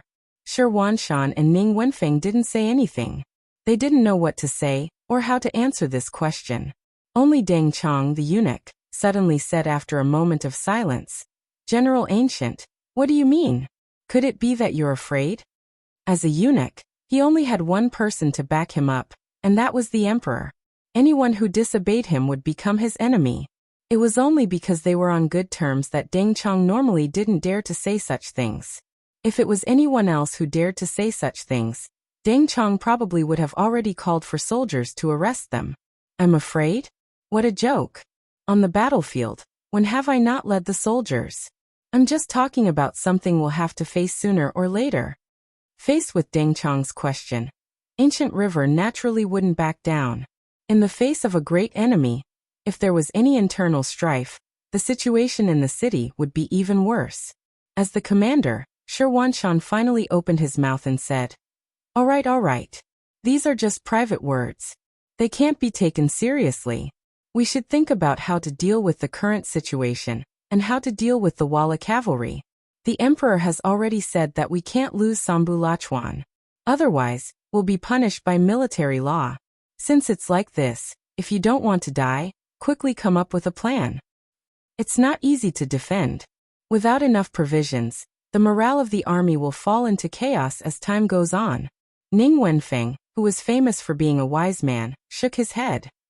We can have Tala think of a way to supply us with provisions. Also, this place isn't far from Datong Prefecture.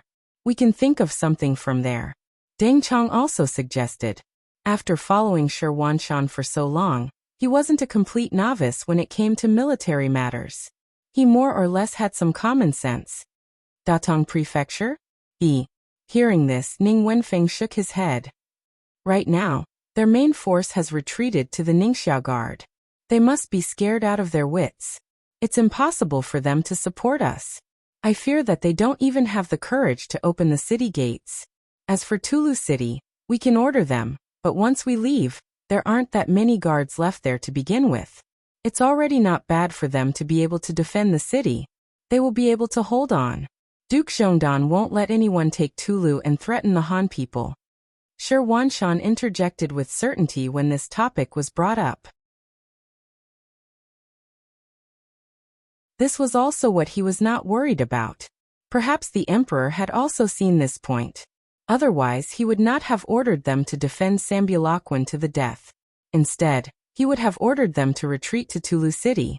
Regardless of how great of a threat Yang Qindong was to all sides and how fast his power rose, there was one thing that was not wrong.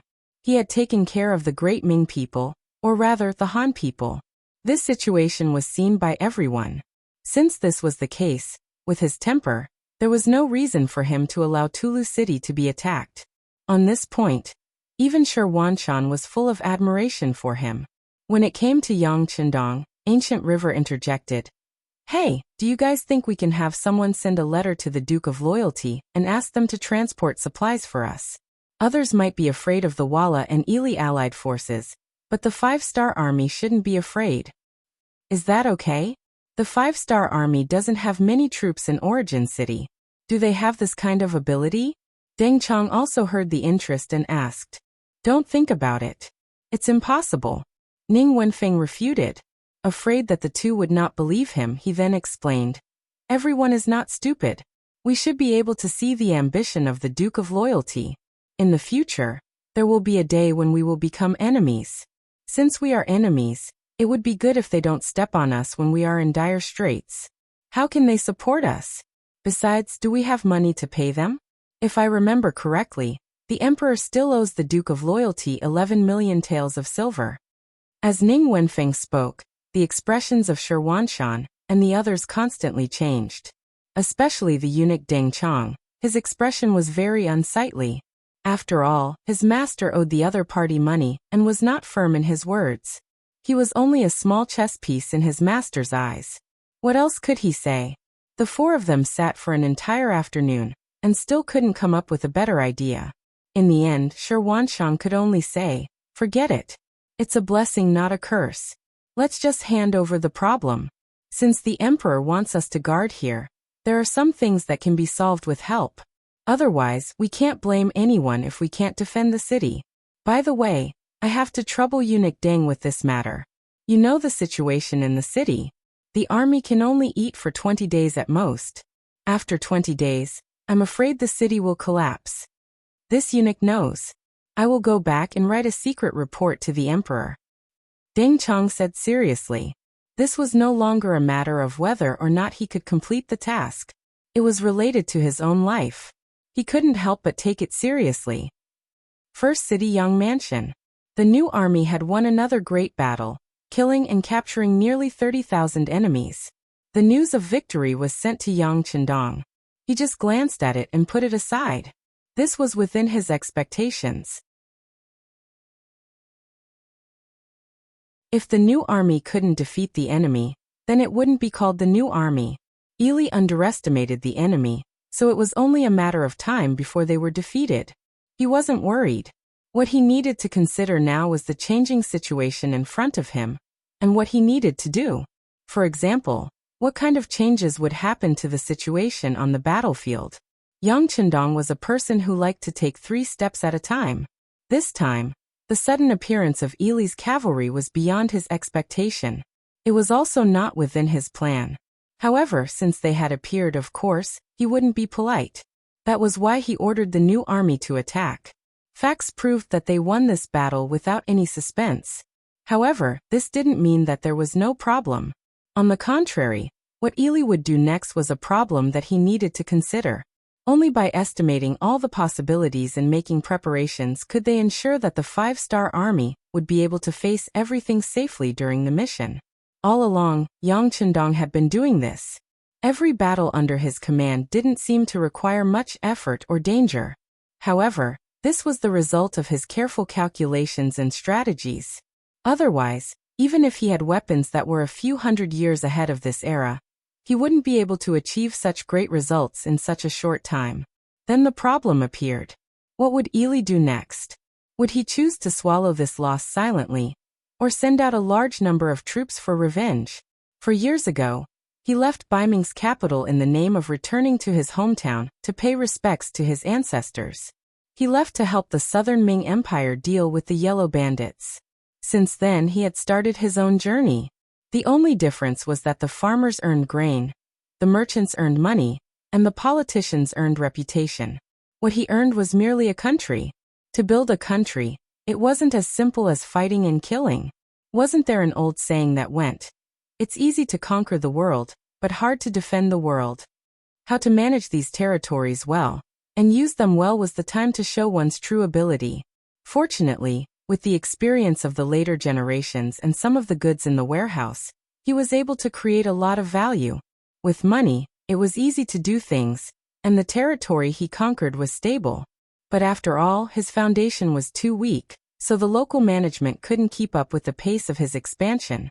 Just like now, he could command his troops and had the ability to conquer more territory, but how to defend it had become a big problem. For example, the territory in front of him wasn't small, and it was vast but sparsely populated. Once he defeated the enemy's main cavalry, it wouldn't be difficult to occupy it. Similarly, because the territory was vast but sparsely populated, the number of civilians needed was really difficult for him. In other words, he had the ability to defeat the enemy, but he didn't have the strength to occupy the enemy. Even so, now was the time to occupy Ili, which meant that it wasn't the time to fight the enemy. Sigh, I used a lot of effort to defeat the enemy, but I can't ask for any benefits. It's really not interesting. With a sigh, Yang Chendong called Beta Persei. He wanted to send a message to the Mabe army thousands of miles away, and ask them to do something. Yang Chendong was calculating. He needed time to accumulate enough strength, such as excellent management personnel after occupying a piece of land, the people who needed to move in and out, the development of this area in the future, what kind of factory to build, what kind of sunshine to point to for the people, and so on. Like him, Baiming was also calculating. In the capital of Baiming, the ministers reached a consensus at the court meeting. Sambulachuan must be defended. Only in this way could they give Governor Shi Hung enough time to prepare for a big battle with Walla on the grassland, and win the final victory. The consensus was reached, but the situation in Sambulachuan was there. The city was not big, the city walls were not high, and the food and water stored inside were very limited. With such a medium-sized city, it was impossible to stop the combined forces of Walla and Niliali. Commander Shi is a general who can fight. The Battle of Xian Mansion and the Battle of Tulu City have proven his ability. Now he has nearly 200,000 troops in his hands. As long as the provisions can keep up, there shouldn't be a problem to defend the city. At the court meeting, Minister of War Yiming stood up and expressed his opinion. Yiming's words attracted the silent support of many other ministers. But then Minister of Works Sherpu stood up. Minister E is right, but the key problem is how to guarantee the provision on time. You're tuning in to the Li Mei's Wuxia Whispers YouTube channel. We're so grateful for your support, and don't forget to subscribe to join us on this incredible journey through captivating stories. Your generosity through donations truly makes a world of difference, as it's the primary source of revenue that allows me to expand and enhance this channel for you. Thank you from the bottom of my heart for being a part of this adventure.